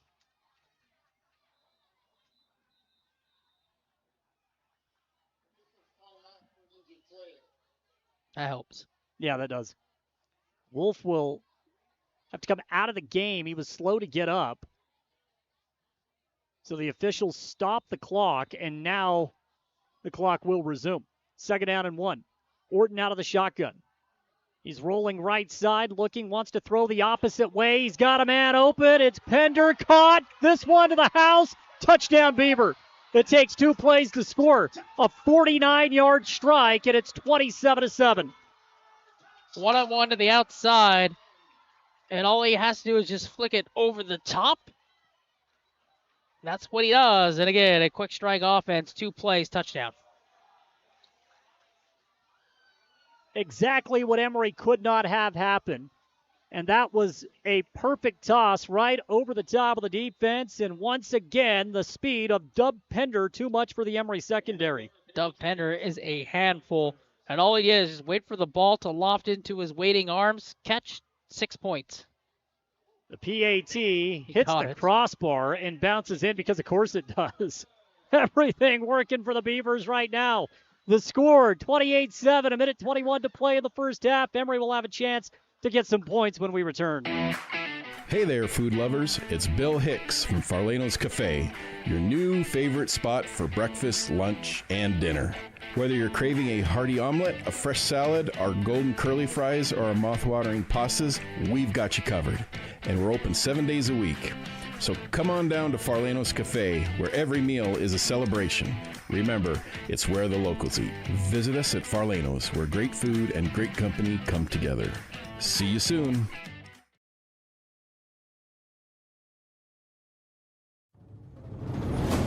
Emery High School football on KOAL 107.3 FM and 750 AM.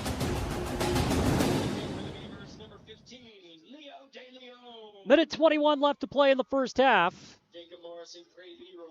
28-7, Beaver with a lead. Orton just struck on an official 51-yard touchdown pass to Dub Pender. Jacob Morris, who has some speed for Emery to return this kick, had a little bit of a gap, and he gets it past the 25 up to the 27-yard line. Emery with 3 timeouts. You gotta minute 15. Yeah, just be aggressive now. You've got to go down and try to score.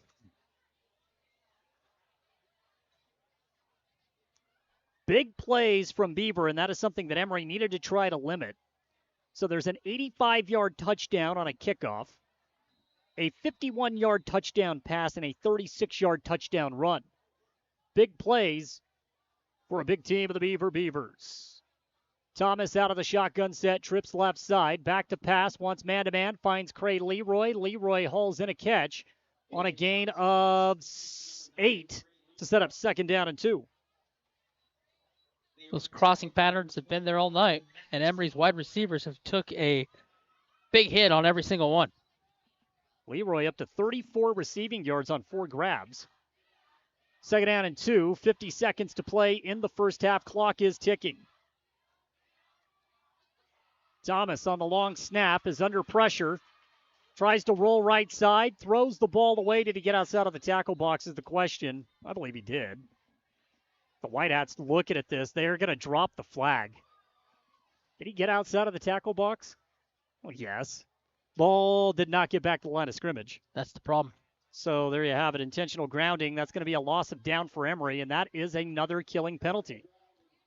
Yep, got outside, but it just didn't get the ball back to the line of scrimmage. That's the right call. Now you put yourself in a third down situation. They got no timeouts left, but that's not one you want to have on that one, because now if you have a bad snap or a fumble inside here and Beaver picks it up, they're inside the 20-yard line. Things have gone from bad to worse for Emery ever since the 85-yard kick return by Beaver. 3rd and forever for Thomas. He'll hand it up the middle. Conover with a spin move. Gets it past the 20 up to the 22-yard line, and that may be all she wrote for the first half. And a dominating performance by the Beaver Beavers.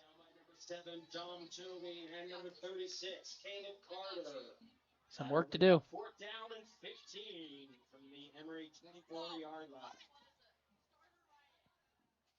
It's definitely not the way Emery wanted to draw this one up. Coach Famalo and his group will have a hole to work out of. Traxton Conover on the carry. He's got 20 yards rushing in the first half. Off of, so far, 6 carries. It's been tough sledding against this Beaver team, and Emery will go to the second half with a deficit for the 2nd consecutive game. 28-7 the score right now. Coming up, the halftime report brought to you by Dr. Daniel Cowley at Castle Valley Orthodontics. You can call for a free consultation at 637-2222. Halftime show coming up when we return. Beaver 28, Emery 7.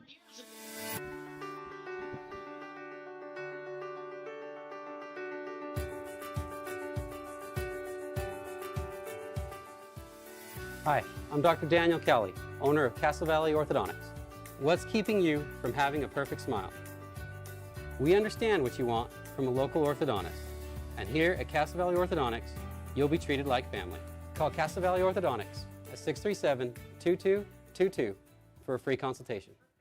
We're not going out on a limb when we say, I want to go to Juniper. Juniper Kitchen. Fantastic food, fun atmosphere. Known for their made-from-scratch pizzas, Juniper has the very best pastas, burgers, salads, wraps, hoagies, paninis, appetizers, loaded sodas, desserts, vegan and vegetarian options. Dine in for lunch or dinner, Tuesday through Friday, 11 till 8. Saturdays, noon till 8. Order online at juniperkitchenutah.com with DoorDash delivery. Stop beating around the bush for a great meal. I want to go to Juniper. Juniper Kitchen and Price. Hey there, food lovers. It's Bill Hicks from Farlano's Cafe, your new favorite spot for breakfast, lunch, and dinner. Whether you're craving a hearty omelet, a fresh salad, our golden curly fries, or our mouth-watering pastas, we've got you covered. And we're open 7 days a week. So come on down to Farlano's Cafe, where every meal is a celebration. Remember, it's where the locals eat. Visit us at Farlano's, where great food and great company come together. See you soon. I was hoping to talk to someone about updating my insurance policy. I am able to understand complete sentences. That was a complete sentence? I didn't understand that. Or can I just talk to a person? No one talks to humans anymore. Sometimes humans are just more helpful. I hear you. Why don't we review your coverage with a super check? Farm Bureau Financial Services. It's your future. Let's protect it. Contact Farm Bureau agent Jill Jensen in Price today. Discover the strength and beauty of Flawless Sheeting's metal siding and roofing solutions. Designed to endure and crafted to conserve energy, the products offered by Flawless Sheeting ensure your home not only looks good, but feels good too. Plus, they come with a 40-year warranty. Enjoy superior durability and enhanced comfort year-round with new roofing from Flawless Sheeting. Ready to upgrade? Call Flawless Sheeting at 636-7300 and elevate the way you live. You see your friends with their new travel trailers, four-wheelers, and side-by-sides. They're living the dream, right? Well, it doesn't just have to be a dream. You can start living that same dream life today by starting your new career with GMS Mine Repair and Maintenance. GMS is hiring mechanics, electricians, fabricators, experienced and inexperienced miners. They offer high starting wages, benefits, a 401k, and vacation pay. Local jobs are available. Apply today. Email your resume to kbarker@gmsminerepair.com. The dream can be yours with GMS Mine Repair.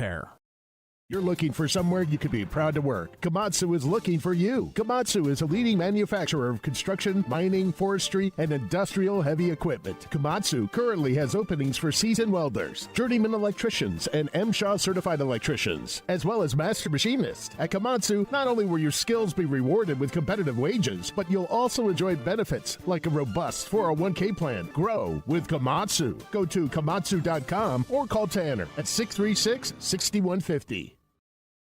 The more things change, The more they stay the same. yes, Mr. Automotive has a new building in Huntington. But that just means the services they offer just got better. Detailing and mechanic work are being added to the already great service Mr. Automotive had already offered. And all deals are still done with the owner at the lowest prices possible. New building, same best prices, and more auto services. Go to MrAutomotiveSales.com or stop by the dealership, 21 South Main, Huntington. Mr. Automotive, the best for less.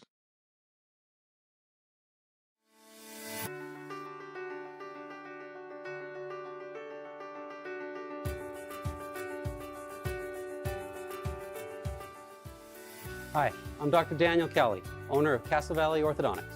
What's keeping you from having a perfect smile?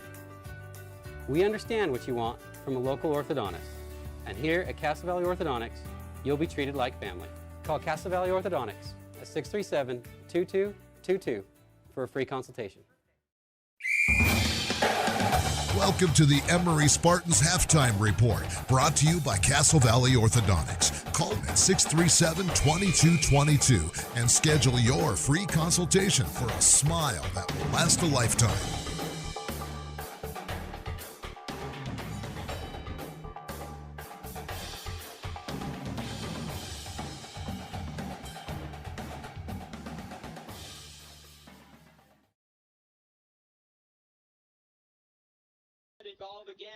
Welcome back into the Castle Valley Orthodontics Halftime Report. If you want a free consultation on a set of braces for a smile that'll last a lifetime, give Dr. Daniel Kelly a call at 637-2222. Doesn't matter how old you are or young, Castle Valley Orthodontics will get you taken care of. Halftime here at Beaver High School, week 3 of the high school season. Only game number 2 for Emery, but Travis for the second consecutive game. Emery will go into the half trailing by multiple scores. This one a little bit bigger than 2 weeks ago. They trailed 28-7 at the break. Yeah, just some things snowballed there late in the first half. Excuse me, you take the lead. And then once you take the lead, the kickoff to follow, 86 yards down the field, right through the middle, and they score. And they haven't looked back since. And from that point forward, you could tell that momentum had shifted. Yeah, let's take a look at the scoring. So it's a very closely contested first quarter. Both teams are putting together lengthy drives. Dub Pender finally breaks through, gets the goose egg off of the board for Beaver with 1:30 to play in the first quarter. It's 6-0 on a 36-yard run. Emery is going to answer the call on their ensuing drive. They have a nice work all the way up the field, and then they strike on a 14-yard score as A.J. Thomas finds Garrett Conover on a crossing route right into the end zone. It was a beautiful drive, beautiful throw, beautiful catch. Took a hit. It was textbook. Stayed right in the pocket, took that hit, knew he was going to take the hit right through the middle, wide open, and they score. And it's 7-6 just like that. And you're like, all right, kickoff, here we go. Defense is playing well. Everybody on that Emery sideline into it. And then Jordan? Well, it's 9:11 to play in the second. It's 7-6 Emery. 14 seconds later, Beaver has recaptured the lead as Noah Wolf takes the ensuing kickoff back 85 yards for a touchdown. Beaver goes for 2. Orton finds himself in the end zone. It's 14-7 just like that. Yeah, special teams-wise, they just got crisscrossed right into the gap where you're supposed to be. Instead of just staying in the lanes, they got too far pushed towards the left side, which opened up the right side hole, and he weaved through it, and with his speed, nobody's going to catch him, and he walks into the end zone. And I know it's on the scoreboard, you look at it, okay, it's 8 points. It's huge. Special teams, right? But if you weren't here at Beaver High, the change in momentum, it was monumental. This place was quiet, right? There was momentum. Emery was alive on the sidelines, and Beaver took it right back. A little bit of, shocked, I think, that, hey, we're down 7-6, celebrating 100 years of football, and we got some work to do. This Emery team came to play, and then 14 seconds, snap, crackle, pop, 14-7. And then Beaver will get the ball back on their next drive. They score on an 8-yard touchdown run. Orton on 3rd down and goal. So it's a big-time play. If I'm not mistaken, it was 3rd down and goal. So it's actually a big-time play for Orton. He gets to the outside, finds the corner, steps into the end zone. Extra point good. And then Emery on 4th and less than a yard, deep in their own territory. They punt the ball. It takes Beaver 2 plays as Orton goes over the top of the defense and Pender on a 51-yard touchdown run to make it 28-7, and that takes us into the first half. Yeah, Pender had one-on-one right in front of his sidelines, and all it's going to take is just a soft toss throw over the top of the defense. You had a linebacker out there kind of just not where he wants to be, a little bit out of position, and it goes over the top. It's a catch. And again, nobody near him in the visiting jerseys as a touchdown. So that gets us to the halfway point. Again, the score right now, 28-7. Beaver would lead, and by the way, Beaver does get the ball to start the second half. So it's not ideal for Emery, especially when you're looking at a team that loves to control the clock, right? I mean, this is going to be tough sledding in the second half. Yeah, we see how fast they can score. You're going to have to get them off the field quick. You're going to have to force a turnover. That's one thing early on that Emery hasn't done is forcing turnovers and then taking advantage. Score again, 28-7. Let's take some first half statistics. A.J. Thomas, he's been under pressure most of this game. So far, 8 of 12, 68 yards. How would you assess the way he's played? I thought he's been fine. I think defensively, Beaver has locked up everything down the field, so he's just taking what's in front, dink and dunk, and then he has to use his legs. He did have that strike for the touchdown that gave him the short-lived lead, but he's been fine. We take a look at his favorite option. It's been Cray Leroy getting the start for Bo Stilson tonight. He's got 4 passes for 34 yards. He's had pickups of 13 and 8 yards so far.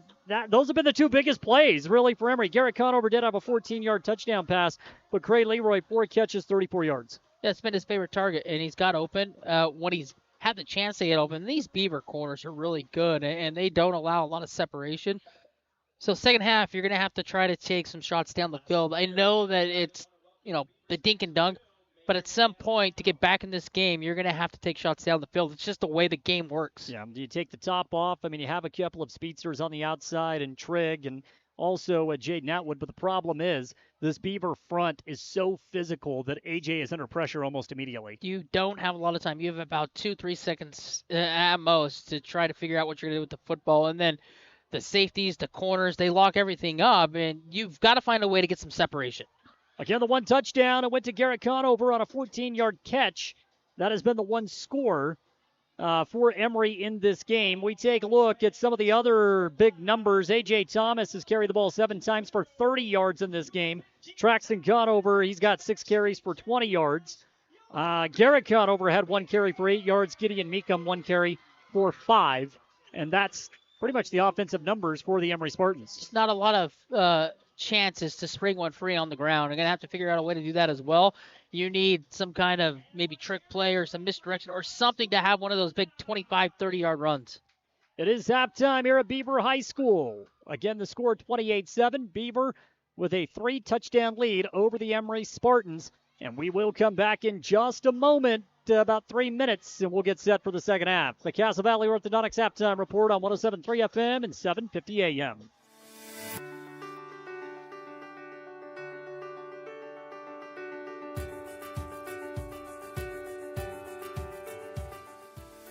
Hi, I'm Dr. Daniel Kelly, owner of Castle Valley Orthodontics. What's keeping you from having a perfect smile? We understand what you want from a local orthodontist. And here at Castle Valley Orthodontics, you'll be treated like family. Call Castle Valley Orthodontics at 637-2222 for a free consultation. Imagine a smooth, hassle-free journey to the front door of your new home with the Driggs Mortgage Team guiding you every step of the way. Hi, this is Greg Driggs. Our seasoned experts understand the ins and outs of home financing and refinancing. Come visit us at our new permanent address, 8 East Main in Price, where we plan to be a staple for years to come. Start your journey today. Call 801-427-3577. The Driggs Mortgage Team, NMLS number 272076, Equal Housing Opportunity. Driggs Mortgage Team is a DBA of Premier Mortgage Resources, LLC, NMLS 1169. At Oliver Law, we specialize in criminal defense and DUI. Everyone needs to know their rights. Let us guide you through the criminal justice minefield. At Oliver Law, we still believe in innocent until proven guilty.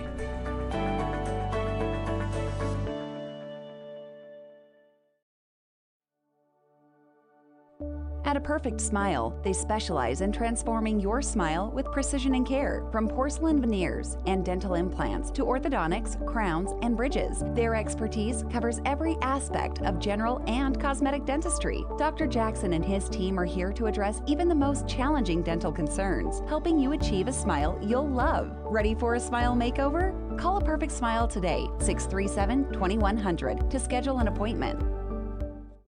Looking for the perfect mattress?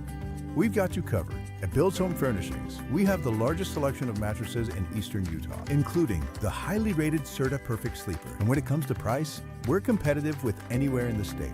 But we're more than just mattresses. From quality furniture and home accessories to reliable appliances, we've got everything you need to make your house a home. Stop by Bill's Home Furnishings today, where selection, savings, and service meet. Right here in eastern Utah. The Spartans play here on 107.3 FM and 750 AM KOAL. Second half just about to begin. Jordan Buscarini alongside Travis Anderson.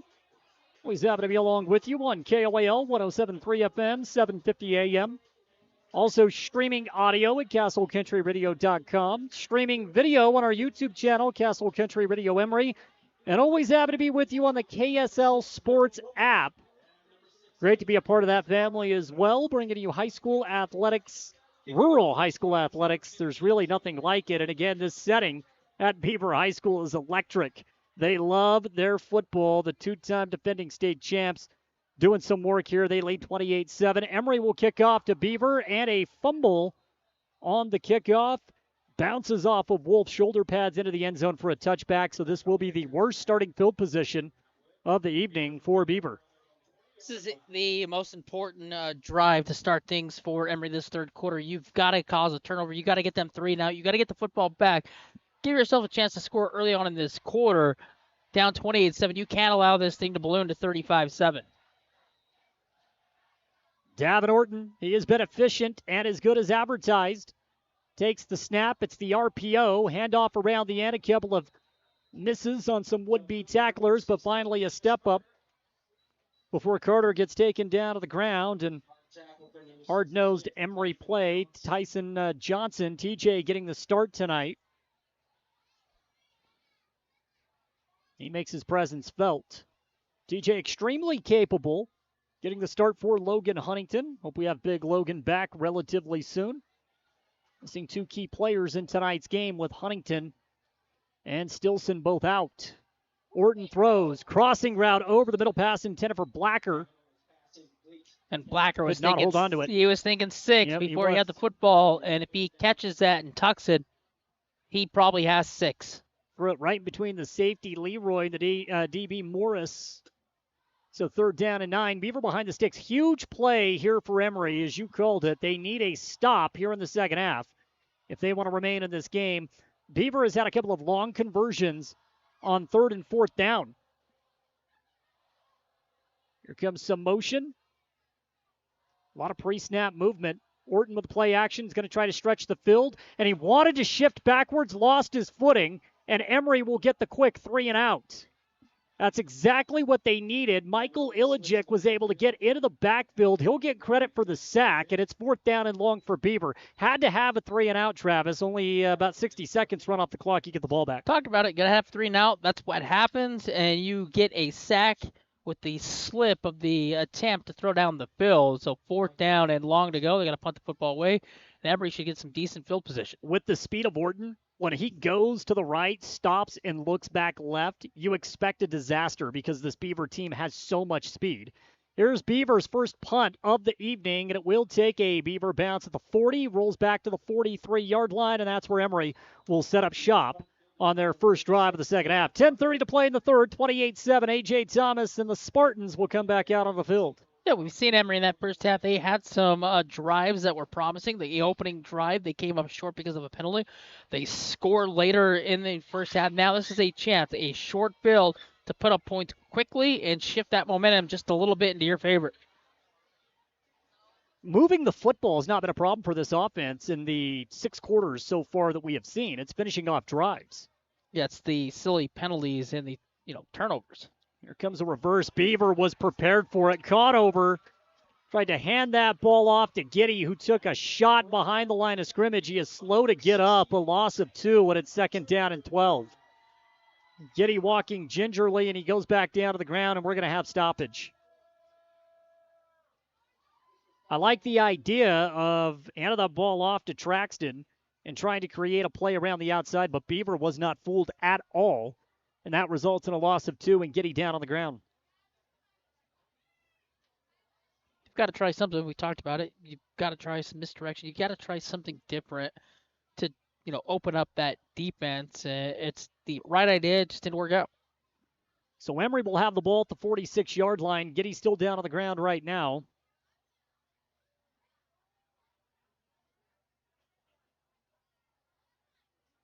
This is a big, big drive. Again, we talked about Beaver getting their worst starting field position of the evening of the touchback on the kickoff. This is Emery's best starting field position of the evening, and it feels like it's now or never. Seems like this drives the game. We have an injury timeout right now on the field. 10-12 to play in the third quarter. And Giddy with his helmet off, helped up. That's a great sign, and he's able to walk off the field on his own power. One of the big seniors on this year's team, huge on the defensive side of the ball, middle linebacker. 2nd down and 12 off the loss of 2. 10-12 to play in the third. Beaver 28, Emery 7. Spartans moving left to right on the radio dial. Empty backfield for Thomas. 3 wideouts to the right, 2 to the left, a 3-man front for the Beavers. Thomas is going to take it. Quarterback draw right up the middle. Had a little bit of space. Still on his feet. AJ is a load to bring down. And he gets the ball past the 40-yard line up to the 37. Shy of the first down sticks, but at least it's manageable now. Yeah, AJ just brings the blue jerseys with him, and he keeps the feet turning. And he picks up 2 yards, 3 yards, maybe after the initial hit.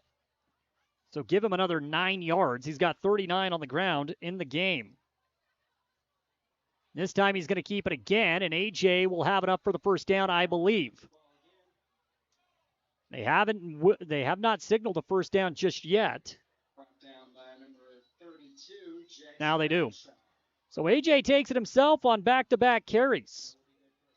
Yeah, 3rd and short. That's what AJ has to do, is pick up the first down with his feet. He's done it a couple times tonight already.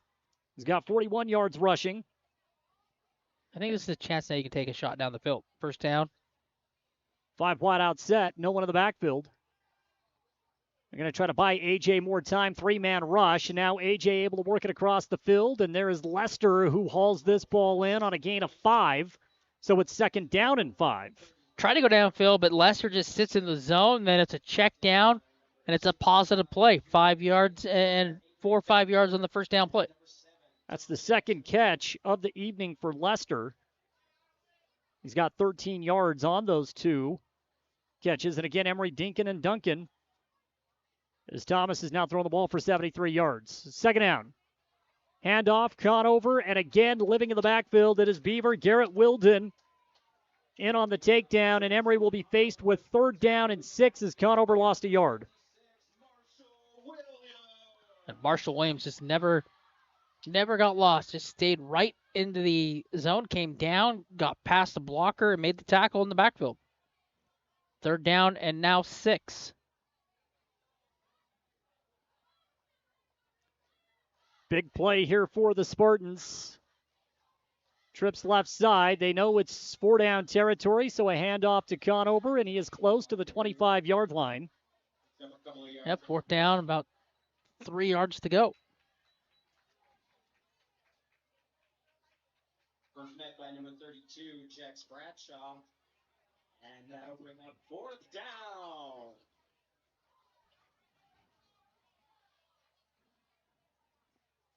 Fourth down, officially 2 yards to go at the 26-yard line of Beaver. 4th down and 2. Quick pass out to the outside. Conover has it. Enough for the first down. He's got it inside the 20-yard line. Great play. Swing pass to the Beaver sideline. Wide open. First down. Tackled by number 3, Doug Binder. Emery doing everything they can to stay in this game. That was a big one. Thomas is going to run it again himself. There's room for AJ to run, and right now he's just picking his spots. Maybe a little bit sore in the morning, but he's moving the football inside the 10-yard line, close to the first down stick. It'll be 2nd down and 1.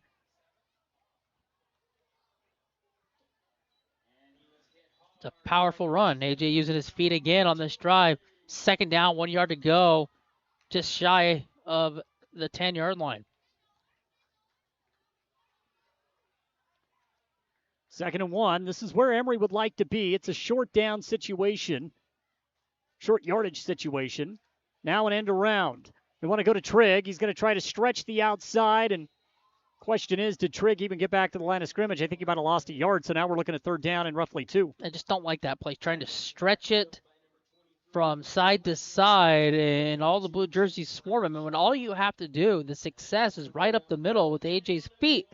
Instead, you try to stretch play, it doesn't work out. You lose a yard. Now it's 3rd down and 2 at the 11. 4 down territory.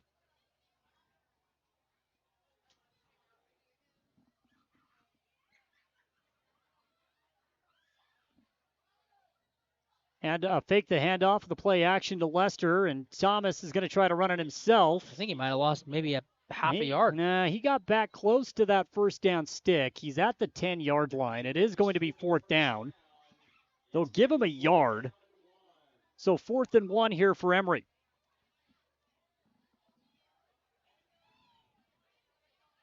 All right, Beaver fans, let's give our defense. 4th down, 1 yard to go, 10-yard line. 3rd quarter, 5:25, and rolling down 28-7. You have to have this. Might be the ball game. Thomas is up underneath center. Takes the snap, hands it off to Conover, and I believe he will have it up for the first down. That's a big 2-yard carry by Traxton Conover to keep the drive alive, and now it's a goal-to-goal situation. Got stumbled up a little bit. Looked like he was going to be short of the first down. Instead, picks it up 1st and goal at the 8-yard line.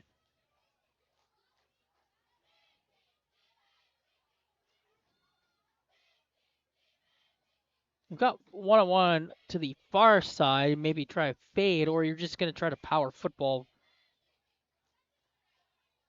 The inside slot's open, too. You can try to draw that linebacker down just a little bit. You should have it open. Under 5 to play, handoff to Conover. This will go for positive yardage again. And that goal-to-go situation inching closer and closer for Emery. We got a tough angle at it. But Conover on a gain of, we'll give him 2 to set up 2nd and goal from the 6. This 3rd quarter has flown by. So now time's becoming a factor as Beaver has shortened the game.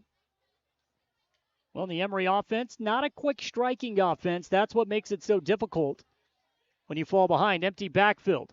Pass, Lester, into the open field on the outside. Is he close? Yeah. Oh, no, he's out of bounds at about the 2-yard line. So a gain of about 4 yards.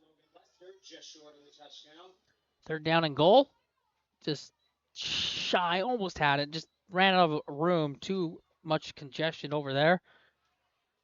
Trying to stretch got him all the way to the 1-yard line now. So 3rd goal and from the 1. 4 minutes and 6 seconds left in the 3rd. Thomas is going to keep it himself, and we have a flag down. It may negate the touchdown as AJ dives forward. Let's see. I think Emery moved. Yeah, right there. Easy call. That's Conover. It moved.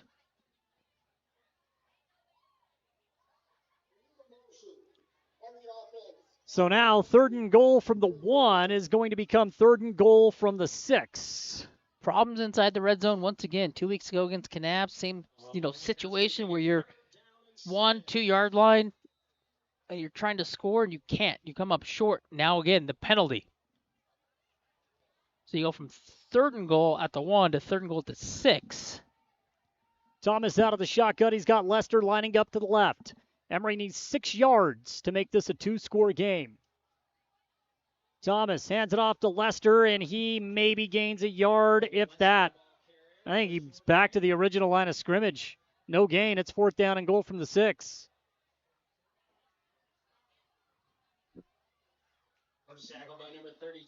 Now they say he got back to the line of scrimmage, no gain. 3 minutes and 40 seconds to play in the third quarter, and this very well may be the game here, Travis. Yeah, saying it's the third quarter, but this is it. You've got to score a touchdown here if you want to give yourself a chance to try to come back. Leroy will move in motion right to left off the dial. Emery at the 6. Thomas rolls out left side. He's in trouble. He's got nowhere to go, and he is sacked back. Beaver holds. Emery has the ball at the 1 yard line, and they can't score. And Thomas took a hard pop on the sideline. Turnover on downs. He got flushed out, and he's just trying to buy time to see if somebody can get open. Nobody can get open against this stout defense, and he's sacked, and the drive comes to an end off the penalty. Well, the margin of error is just so slim, right? And little things can definitely affect drives as such, and now we get Beaver coming back out. And they want to work this clock on first down, a gain of about 3 to set up, well, give them a gain of 5, actually. Boy, I thought that was minimal pickup, but instead Blacker's able to get a gain of 5 around the right side, so it's 2nd and 5. Yeah, the mistakes early on in the season have come back to cost Emery against Kanab, and so far tonight. Again, drives inside the 2 yard line, and you're not scoring touchdowns. Orton. The pitch into the open field, and Pender's got nothing but room. 40, 50, down the sideline. He is gone. Touchdown, Beaver. Well, you run the option, and you get to the outside, and Pender had the open field, and that was no problem at all. An 88-yard touchdown run and another big Beaver play to blow this game open, 34-7. You think you got him wrapped up, and you're not strong enough to bring him to the turf, and all he's doing is just waiting. And he just flicks it over the top, and with the speed, and Pender once again into the end zone. Well, what is frustrating about this outing for Emery is they have been so close. They've been hanging in there. They just can't finish off drives. Yep, that's been the story early on. Not finishing plays, and when you're in short yardage situations, you have penalties that back you up. Emmett Lurth will come out to attempt the PAT. 34-7, Beaver with a commanding lead and only 2:29 to play in the third quarter. Snap is good. The hold is good.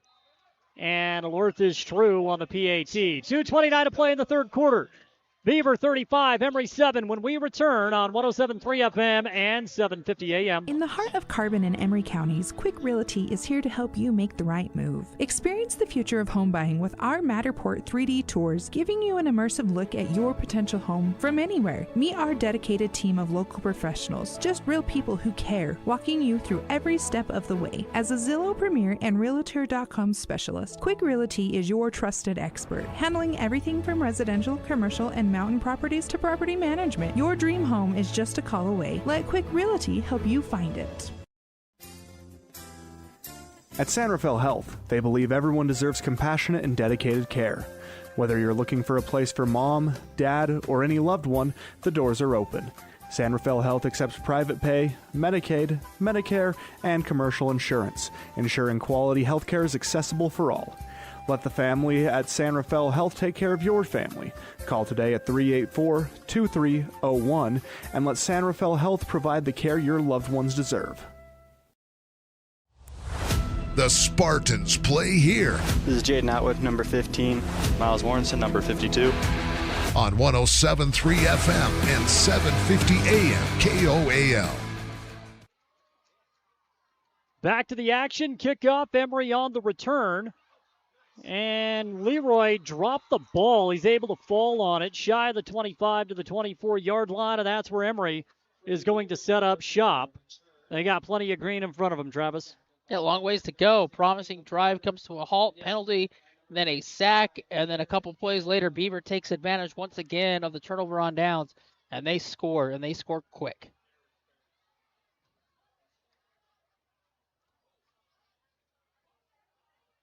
So first down for Emery. They spot that ball directly at the 25-yard line. 2:23 in what was a very time-consuming drive for the Spartans that stalled out inside the 5-yard line. Thomas is out of the shotgun. He's got one man in the backfield with him. Play action, quick pass into the hands of Trig Jensen. Trig, he's elusive, gets up to the 31-yard line, a gain of 6 on first down. Tackled by number 7, Dom Toby. And Emery's moved the football tonight. It's just not finishing plays. Opening drive, couldn't finish. The last one, couldn't finish. Results in 14 points in a swing. 3 wideouts right side, 1 to the left, out of the shotgun set. Thomas is going to hand this ball off. A different look out of the backfield. The ball carrier for the Spartans. Going back to Ilijic, and Ilijic that time able to pick up a positive of 2 yards. Brought down by number 3. Illy tried to spin free and got stood up. It's only his 3rd carry of the ball game, but again, different look of some speed in the backfield for Emery. 3rd down and a long 1. Thomas out of the shotgun. RPO gives it off to Ilijic, and he is brought down. It has been very difficult for him to pick up yardage on contact. Dominique Toby. Toby shot the gap and got in there in a hurry and threw him down for a loss. So 4th down, you got to punt. On the play, that'll bring up 4th down and 2.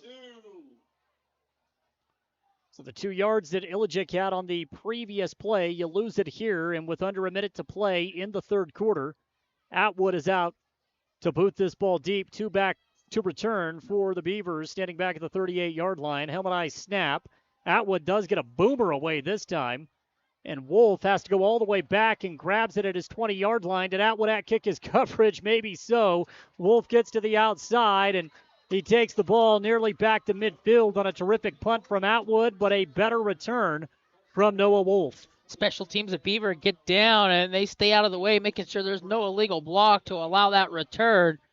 You said it, beautiful punt. Maybe outkick the coverage a little bit. Beaver moves the football just shy of midfield, and they're looking to pile it on, already up 35-7.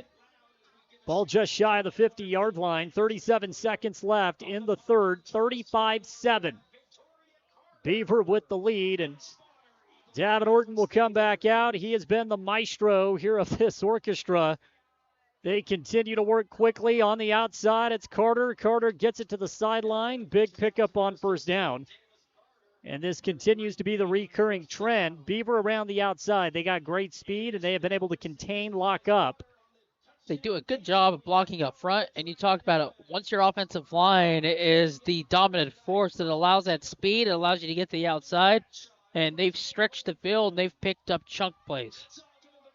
1 yard shy of the first down sticks on a gain of 9 by Carter. Orton play action. He's going to test it deep, and he's got Wolf wide open. He catches the ball at the 20, and he will walk into the end zone for 6 more. And the mercy rule may be in effect if Beaver can execute the PAT. 32-yard touchdown strike. Seems like we're watching instant replays in live time. That's a one-on-one to the outside again. It's a play where the quarterback just says, I'm going to wait. I'm just going to loft it up. My wide receiver's better than you. Goes up, makes the play. Walk-in touchdown, 41-7.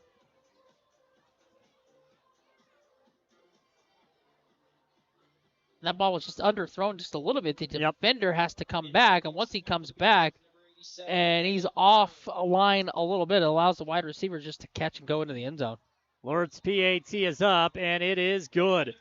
42-7, so the mercy rule is now in play. Emery will have an opportunity to scratch when we return on KOAL 107.3 FM and 750 AM. Plumbing issues don't happen every day, but when they do, it's good to know that there's a plumber you can trust right here in the Castle Country. The Swell Plumber has over 30 years of experience and has proven that he's reliable. Here's what some customers have said about the Swell Plumber. Kurt was amazing. He came out to the house the same day and got quotes to us very quickly. Kurt kept in touch with us with updates as things progressed. I was definitely pleased. For residential and commercial plumbing, go to theswellplumber.com and book your appointment today. The Spartans play here. This is AJ Thomas, number 14. Jacob Morris, number 5. On 107.3 FM and 750 AM KOAL. All Beaver in this one. 18 ticks left in the 3rd quarter. It's 42-7. This will be the final play of the quarter. It's a short kickoff. Ilijic picks it up at the 25-yard line, gets it out to the 30, and that will take us to the end of the third quarter once the ball is marked. But Travis, all Beaver here in the third quarter. It was 28-7 at the break, and Emery put together a promising drive, but the Beavers just strike really early on offense. Not a lot Emery can do defensively. Yeah, against this team, you've got to score when opportunity's there. They didn't. You had a chance right down there at the 1-yard line, a penalty and then a sack, and it kicks you out. The opening drive on the first play of the game, they marched down the field and they couldn't score, so you left 14 points on the board. End of the third, Beaver 42, Emery 7. Fourth quarter coming up when we return. Show your school spirit and support local high schools with the new Eastern Utah Community Credit Union debit and credit cards. Featuring designs for Carbon, Emery, and Grand High School, these cards let you carry a piece of your school's pride wherever you go. Plus, to make purchasing easier, Eastern Utah Community Credit Union has added the convenience of tap-to-pay and compatibility with major mobile wallets. Pick up your school spirit card today at any of the Eastern Utah Community Credit Union branches. I was hoping to talk to someone about updating my insurance policy. I am able to understand complete sentences. That was a complete sentence? I didn't understand that. Can I just talk to a person? No one talks to humans anymore. Sometimes humans are just more helpful. I hear you. Why don't we review your coverage with a super check? Farm Bureau Financial Services. It's your future. Let's protect it. Contact Farm Bureau agent Jill Jensen in Price today. Emery High School football on KOAL 107.3 FM and 750 AM.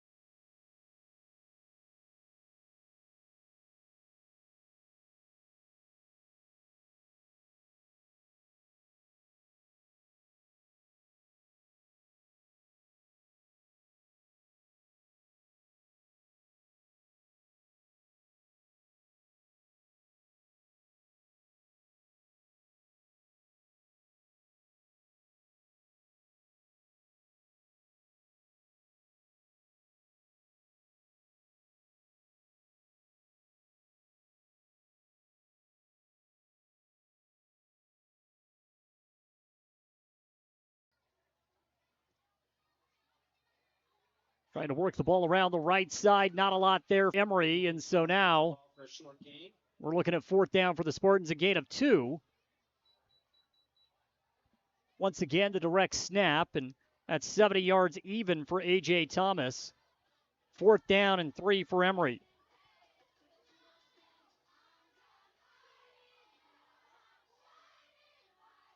Try to keep the drive alive. A.J. Thomas out of the shotgun set.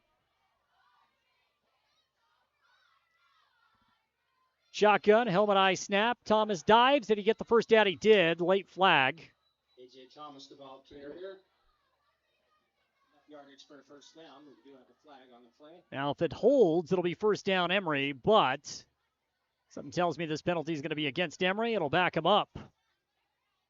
We'll negate the first down run by A.J. Thomas.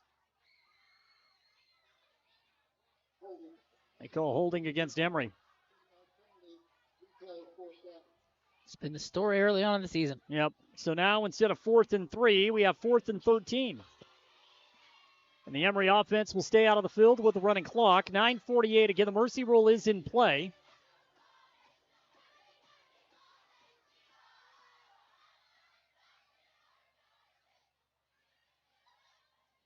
Shotgun back to pass. Thomas rolls out right side. He's looking, has to throw on the run, lobs it up, caught over, goes sky high. Did he come down with it? No.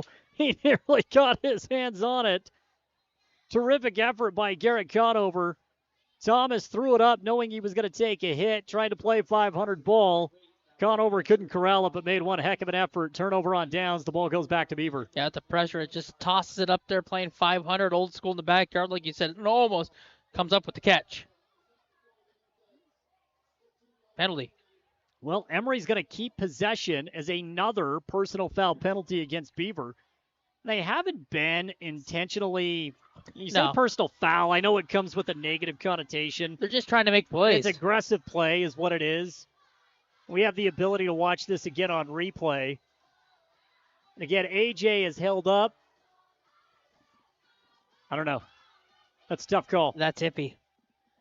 I think that's play on. But Emery will take it. They now have the ball at the 44-yard line. And a handoff to Lester. Lester will get it up to the... I'm trying to see where they officially spot that ball. To the 39, so a gain of 5 for Lester.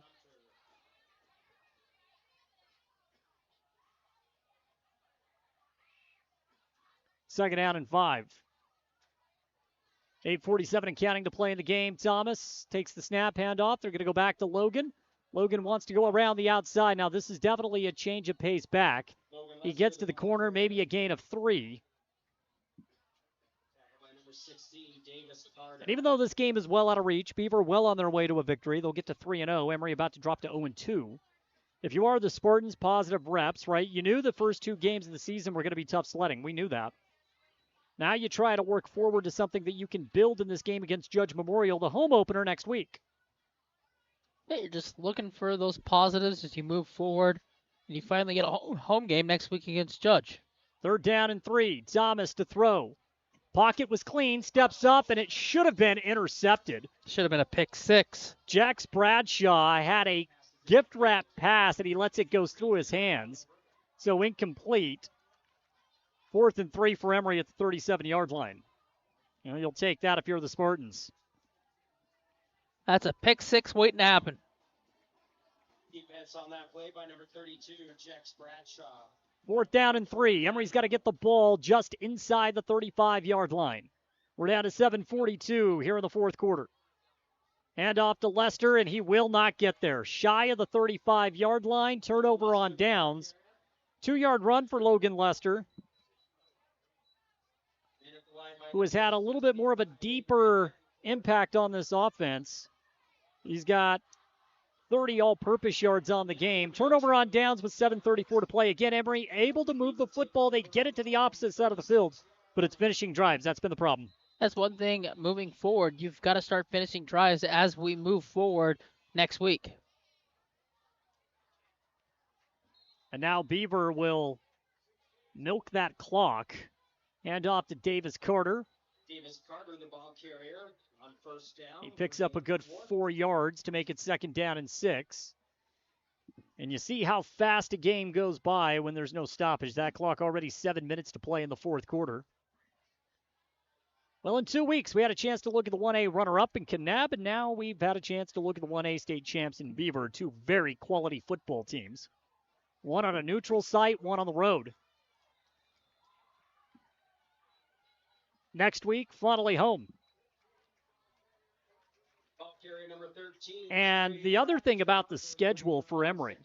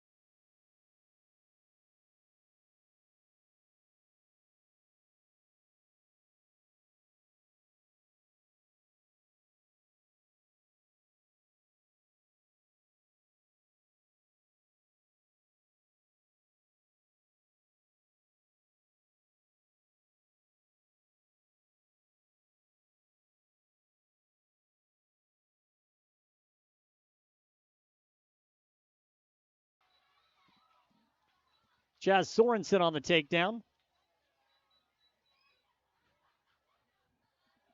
5:42 and counting. 42-7.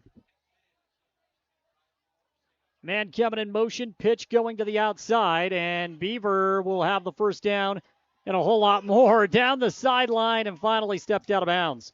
Boy, I thought that was going to be another touchdown for the Beavers. Tried to tip it to the sideline as long as he could, and it looked like from our angle he was going to get into the end zone, but it's another first down pickup. Emmett Lurth, he can kick the ball, he can run the ball. And that ball right now at the 25-yard line, 5:15 to play in the game. And we have a pre-snap penalty.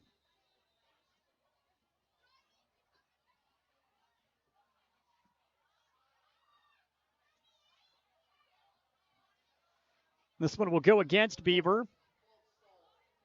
Ball goes back to the 30-yard line, and so now we're looking at 1st and 15. Clock will move down to 5:07 and counting. Emery with a 3-man front. Carter out of the shotgun and hands this ball off, working around the left. I thought we heard a whistle, but instead I think it was the crowd. It's a gain of about 13 yards.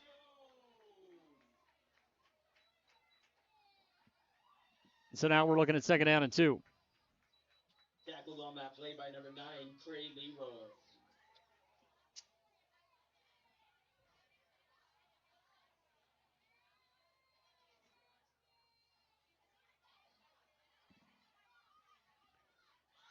Second down at about 4. This time Beaver's going to try and end around. And they will have enough, I believe, for the first down. Yes, indeed. So 4:15 left to play in the game, 42-7. And we will have 1st and 10 for Beaver.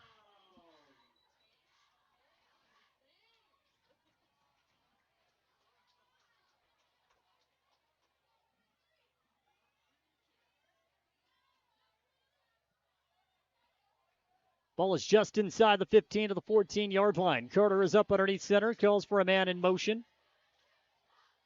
Handoff, nothing tricky here for Beaver. They'll continue to milk the clock.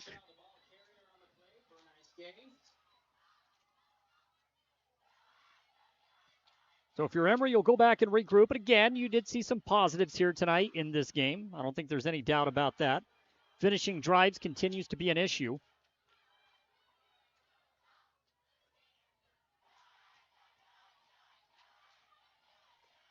Carter is up underneath center, 2-man in the backfield. Handoff, a little bit of a gap, able to take advantage in between the tackle and the guard off of the left side. On the carry that time was Drew Sorensen.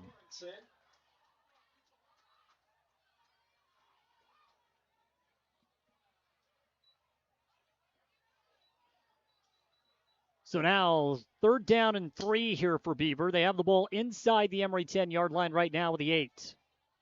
Talking about Judge, the next opponent. They're down 42-0 to Juan Diego. It's been a struggle for Judge so far this season. They have been shut out so far throughout the season. Lost 49-0 and 52-0. Pitch to the outside. It goes for a touchdown, Emmett Lurth. And it's 48-7. Beaver continues to pile it on. The second unit moves the football down the field and finds pay dirt again. Yeah, we knew this was going to be a difficult game coming down here to Beaver, playing the defending back-to-back champs, and they put on a show in front of their home crowd tonight. And kicking his own extra point, number 87, Emmett Lurth. So Lurth scores the touchdown off the pitch around the right side. He'll have a chance now to tack on the extra point with 2:37 to play, and that one is good. They only had one failed PAT in this ball game, and now the score 49-7.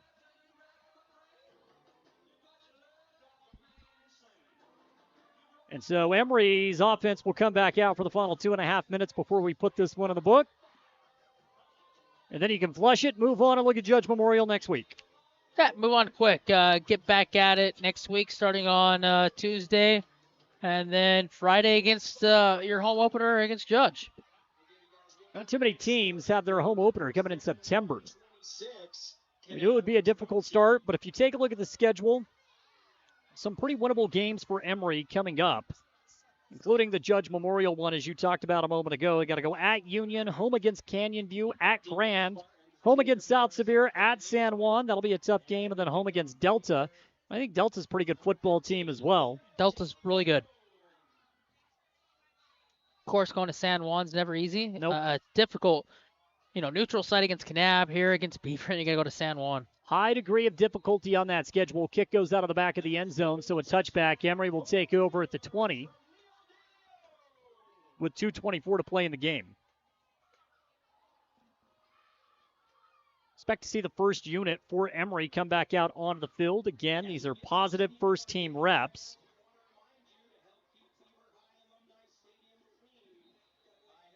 But not much better than a 1A setting for a football game than Beaver High School. The whole town comes out for this. Scoreboard is beautiful. Field is beautiful. Tailgating going on before the game. It's high school football done right. Hospitality's awesome. Fantastic. It's been a fun place to come. Shotgun set, 2 wideouts on each side. Thomas trying to orchestrate a touchdown drive to create some positive mojo going into next week. He's going to run it again. AJ tackled from behind. But not before he picks up another 3 yards to make it 2nd down and 7. So he's got 73 yards on the ground today. Been a long time since an Emery quarterback has had that many rushing attempts. There was one drive that was almost exclusively A.J. Thomas just running off of the quarterback draw. Trips right side, 1 to the left. 3-man front for Beaver. Thomas has time this go around. Now A.J. is going to have to run it again. Secondary is unable to create any separation, but A.J. does make good on the run, gets it up to the 38-yard line, a gain of 13. 1st and 10, Emery.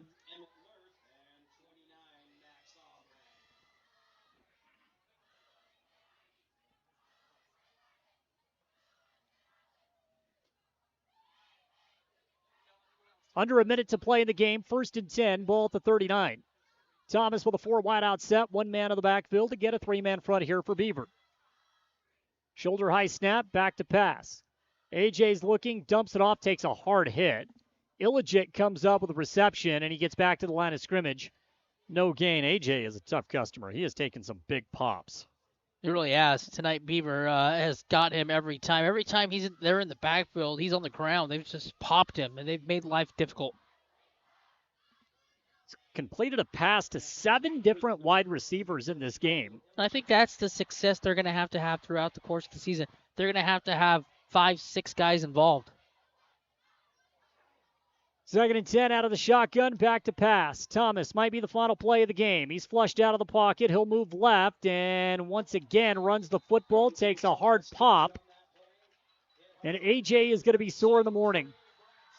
Gain of 2, and that's how it comes to an end tonight. Beaver will take a 49-7 win. And Travis, it was a game in which Emery held the lead in the second quarter. They were up 7-6. 7-6, momentum. You kick the ball off, they score, and they don't look back from that point. I mean, you had them. This stadium was quiet. It's 7-6. And then special teams has been a struggle so far early on. And they make a heck of a play. They go down and they score, and they don't look back. 49-7 the final score tonight. Coming up, post-game wrap-up show brought to you by Eastern Utah Community Credit Union. We'll go over the final stats of this game. We'll look at where it went wrong for Emery. We'll also recap the scoring drives, and we'll look forward to next week's game. Emery will finally be at home. It's been a long time coming, but we get a game back at Emery High School. Final score here tonight, Beaver 49, the Spartans 7. That's how we close things out. Back in just a moment for the post-game wrap-up show brought to you by Eastern Utah Community Credit Union. Show your school spirit and support local high schools with the new Eastern Utah Community Credit Union debit and credit cards. Featuring designs for Carbon, Emery, and Grand High School, these cards let you carry a piece of your school's pride wherever you go. Plus, to make purchasing easier, Eastern Utah Community Credit Union has added the convenience of tap-to-pay and compatibility with major mobile wallets. Pick up your school spirit card today at any of the Eastern Utah Community Credit Union branches. You see your friends with their new travel trailers, four-wheelers, and side-by-sides. They're living the dream, right? Well, it doesn't just have to be a dream. You can start living that same dream life today by starting your new career with GMS Mine Repair and Maintenance. GMS is hiring mechanics, electricians, fabricators, experienced and inexperienced miners. They offer high starting wages, benefits, a 401k, and vacation pay. Local jobs are available. Apply today. Email your resume to kbarker@gmsminerepair.com. The dream can be yours with GMS Mine Repair. We're not going out on a limb when we say, I want to go to Juniper. Juniper Kitchen. Fantastic food, fun atmosphere. Known for their made-from-scratch pizzas, Juniper has the very best pastas, burgers, salads, wraps, hoagies, paninis, appetizers, loaded sodas, desserts, vegan and vegetarian options. Dine in for lunch or dinner, Tuesday through Friday, 11 till 8. Saturdays, noon till 8. Order online at juniperkitchenutah.com with DoorDash delivery. Stop beating around the bush for a great meal. I want to go to Juniper. Juniper Kitchen and Price. Imagine this. You're cruising down the highway, windows down, music up, but suddenly your car sputters. Don't let car troubles break your stride. At Cars, Complete Auto Repair Service in Wellington, they're dedicated to keeping your vehicle running smoothly so you can keep enjoying those flawless drives. From regular maintenance like oil changes and wheel alignments to tune-ups and even new tires, Cars is here to help. Visit Cars today and drive away confident knowing your car is in its best shape ever. At Castle Country Vet, they believe every pet deserves a touch of love and expert care. You can trust Dr. Harmer and Dr. Kelly. They're not just veterinarians, but passionate pet lovers, dedicated to nurturing your furry friends like family. From routine checkups to emergency interventions, you and your pet will experience compassionate, professional care every step of the way. Let Castle Country Vet help your pets lead the happiest, healthiest lives. Call Castle Country Vet today, 637-5797, because love is a four-legged word. Show your school spirit and support local high schools with the new Eastern Utah Community Credit Union debit and credit cards. Featuring designs for Carbon, Emery, and Grand High School, these cards let you carry a piece of your school's pride wherever you go. Plus, to make purchasing easier, Eastern Utah Community Credit Union has added the convenience of tap-to-pay and compatibility with major mobile wallets. Pick up your school spirit card today at any of the Eastern Utah Community Credit Union branches. The Spartans play here. This is AJ Thomas, number 14. Jacob Morris, number 5. On 107.3 FM and 750 AM KOAL. Welcome back into the postgame wrap-up show brought to you by Eastern Utah Community Credit Union. Final score here tonight, Emery falling in the hands of the Beaver Beavers, 49-7. Jordan Buscarini alongside Travis Anderson. And Travis, if we go back and take a look at the way this game went, it was promising in the second quarter. Emery played a really hard 2 quarters of football, but we know this is a very physical team in Beaver, and they just continued to pound and pound and pound, and they took advantage of several mistakes and shortcomings from Emery. We talk about finishing off drives and opportunities when they're there. You've got to put up 6, and Emery had their chances tonight. They just couldn't finish it off. You take the lead at 7-6, and then you kick the ball off, and what happens? One play, 14 seconds later, they score, and from that point forward, they never looked back. They just completely took over the game, and Emery had a couple chances to, cut that within 2 touchdowns. They just couldn't finish drives off. Yeah, let's take a look at the scoring drives. So, again, first quarter, it's 0-0, and then with a minute 30 to go, Dub Pender has a 36-yard touchdown run. The PAT was unsuccessful, but Beaver carries a 6-0 lead into the second quarter. Emery on their ensuing drive, their best drive of the year. What do? They march all the way down, and that's when A.J. Thomas finds Conover on a 14-yard touchdown toss across the middle of the field. It was a beautiful drive, capped off with a beautiful touchdown. The PAT from Jaden Atwood is good, And all of a sudden, Emery's up 7-6 with 9:11 to play in the second quarter. Stays in the pocket, knows he's going to take a hit. He took a hit all night long and fires over the middle for the touchdown. And it's 7-6, and you're like, here we go. We got ourselves a game. And then again, we talked about it. Next play, 6 points Beavers way. Yeah, Garrett Conover with his first touchdown. And then, as you alluded to, the ensuing kickoff. That was the backbreaker because it's 85 yards. Noah Wolf was virtually untouched, and he took it to the house on some miscommunication, and Emery's lead lasted about 13 seconds of the second quarter. And then, after Emery, unable to do anything with the ball, 2:35 to play in the first half. Davin Orton, who was extremely efficient for Beaver, he finds the end zone on an 8-yard. And it wasn't but a minute 14 later, a 51-yard touchdown as Orton finds Pender. And that right there was a crucial time of the game because it's 21-7. Emery does have 4th and 1 deep in their own territory. They elect to punt, and it took 2 plays for Beaver to score and make it 28-7 at the break. And then you come back, like you said, that play was a backbreaker. It's 1-on-1 to the outside. He just lofts it up over the top, and with the speed, they score. And they had a similar one later on in the game to Wolf, who 1-on-1, and the defense for Emery over-pursues the play, and he just waits for the ball to fall. There's no defense around him, and Wolf catches, and he waltzes into the end zone. Then we go into the second half, and once again, Emery, a promising drive. They get all the way down inside the 5. In fact, they get to the 1-yard line. Yeah. And they had 3rd and goal at the 1. A false start backed them up to the 6-yard line, and they were unable to score. And so a hefty drive that took about 7 minutes, if I'm not mistaken. If I remember correctly, it was 8 minutes, actually, of gameplay. Stalls out inside the 10-yard line back of the 6, and then it takes no time at all as Pender has an 88-yard touchdown run 2 plays later, and it's 35-7. And at that point in time, you could feel it. The momentum had completely swapped, and Beaver was in complete control. Not scoring inside their own 5-yard line was a backbreaker. It really was. Yeah, we said to start that half, Emery had to get a 3-and-out. They got a 3-and-out, and they moved the ball, and they can't score again. Turnover on downs. They've had, 4, 5, maybe even 6 turnover on downs early on in the first 2 games, and those turnover on downs are coming inside the red zone. Opportunities to score touchdowns, and they're not finishing drives right now early on in the season. Moving the ball well in between the 20s. Moving the ball well in between the 10s. But it's finishing drives that have been a big factor for Emery so far. 2 more touchdowns in the second and late third and fourth quarter for Beaver. Makes it 49-7, and that brings us to the final score. Again, the post-game wrap-up show brought to you by Eastern Utah Community Credit Union. Let's pause one more time. We'll come back, take a look at the final statistics in tonight's game before we wrap up this broadcast. Beaver 49, Emery 7. That's the final score. Show your school spirit and support local high schools with the new Eastern Utah Community Credit Union debit and credit cards.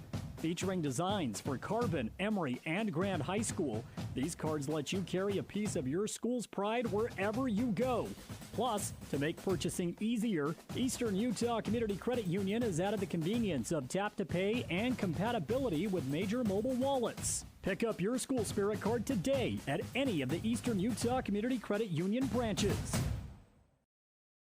At Landon's Diesel, they understand the heartbeat of your diesel truck. Whether it's the rig that powers your livelihood or the everyday vehicle that drives your life, the trained technicians at Landon's Diesel are here to keep you rolling. Plus, with 24-hour towing service, support's just a call away, anytime, day or night.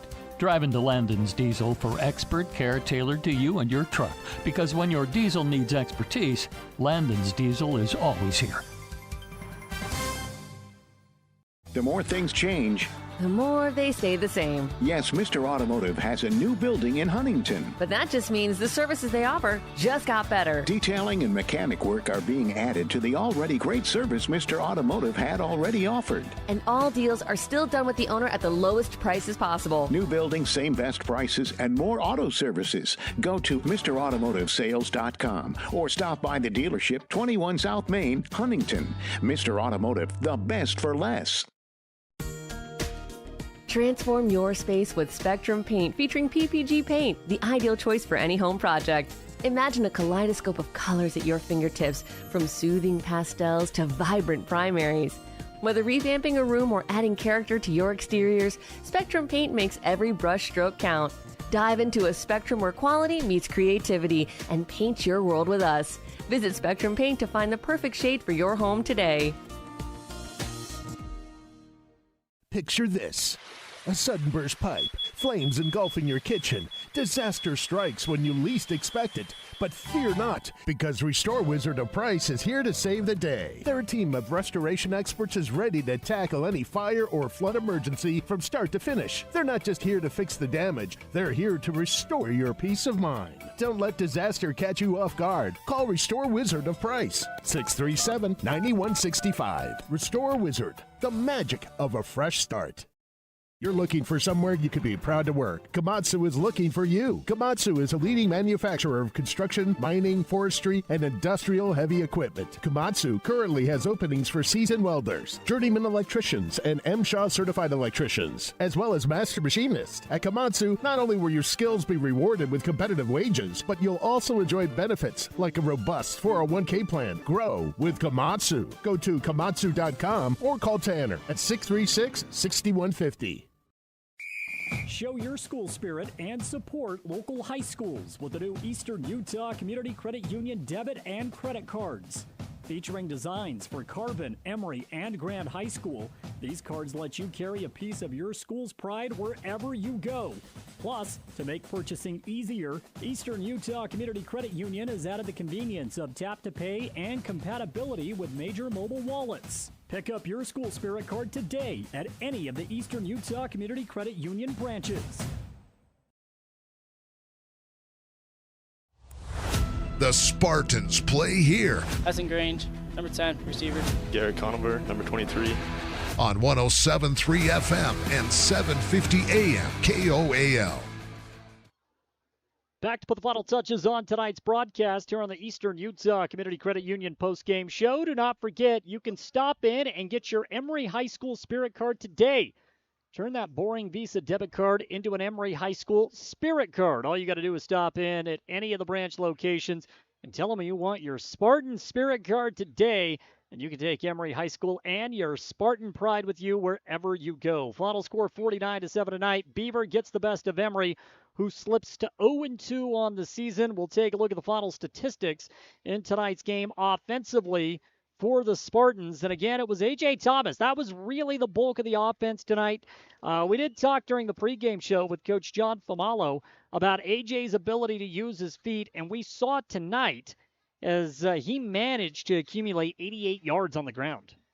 Yeah, I think moving forward, and we saw it in week 1, we've seen it again here in week 3, officially week 2 for Emery, that his feet are going to win Emery some games. The way he just, stays poised in the pocket when he has to get flushed out, keeps his head up, and he moves outside the pocket and uses his legs, and he's going to be a threat all season long because of that. Well, he had 17 rushes tonight, and I think that may be a tad bit too many. Too many because he's taken too many hits, and if he's one hit away from being out. He took a licking tonight, and that last one that he took on that last run, he was slow to get up. You don't want him dinged up. That's too many. That number has to be 10. Definitely a trooper. There's no doubt about it because he did take some strong pops. Throwing the football tonight, he wasn't bad. He threw for 98 yards. They did throw the ball 21 times, and as far as incompletions are concerned, these aren't official, but I have him at 15 of 21 tonight, which is fairly efficient. But again, nothing was vertical. Nothing was downfield. And a lot of that you have to credit to Beaver, a three-man front. They were able to apply the pressure and force A.J. out of the pocket, not really giving him an opportunity to try to test the waters deep. Had no opportunities to make a home run play. Everything had to be checked down or short because of the way that this Beaver defense gets after you. They bottleneck everything up front. They don't allow you to get, they don't allow the wide receivers to jam them at the line of scrimmage to get that separation. Then we take a look at his favorite receivers. A.J. tonight did complete 4 passes to Cray Leroy, who got the start in place of Bo Stilson, who we hope to get back relatively soon. Still, Cray pulls in 4 catches for 34 yards. Yeah, again, you hope he gets back soon. They're going to need him.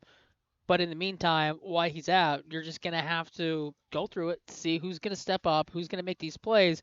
And eventually somebody from that group will separate themselves from the rest. Garrett Conover had 2 catches for 20 yards and a touchdown. Logan Lester, 3 grabs for 17 yards. in tonight's game. We take a look at the rushing stats. We already talked about A.J. running the ball for 89 yards out of that quarterback spot. Outside of that, there just was not a lot of rushing room. Traxton Conover would be the next leading rusher. He carried the ball 10 times for 27 yards. Yeah, not an opportunity to run the football tonight, and that's credit to Beavers' front four. They do a good job of getting in the backfield, slowing things up, and Emery had no chance to spring one free. Garrett Conover carried the ball once for 8 yards. Logan Lester had 3 carries for 10 yards. It's great to see Logan out there. He was not available week 1, but now he's back week 3. You can see it does give Emery a little bit of a different dynamic and a change of pace out of the backfield. It does. They need that. They need that change of pace. So, again, moving forward, that's one to watch too.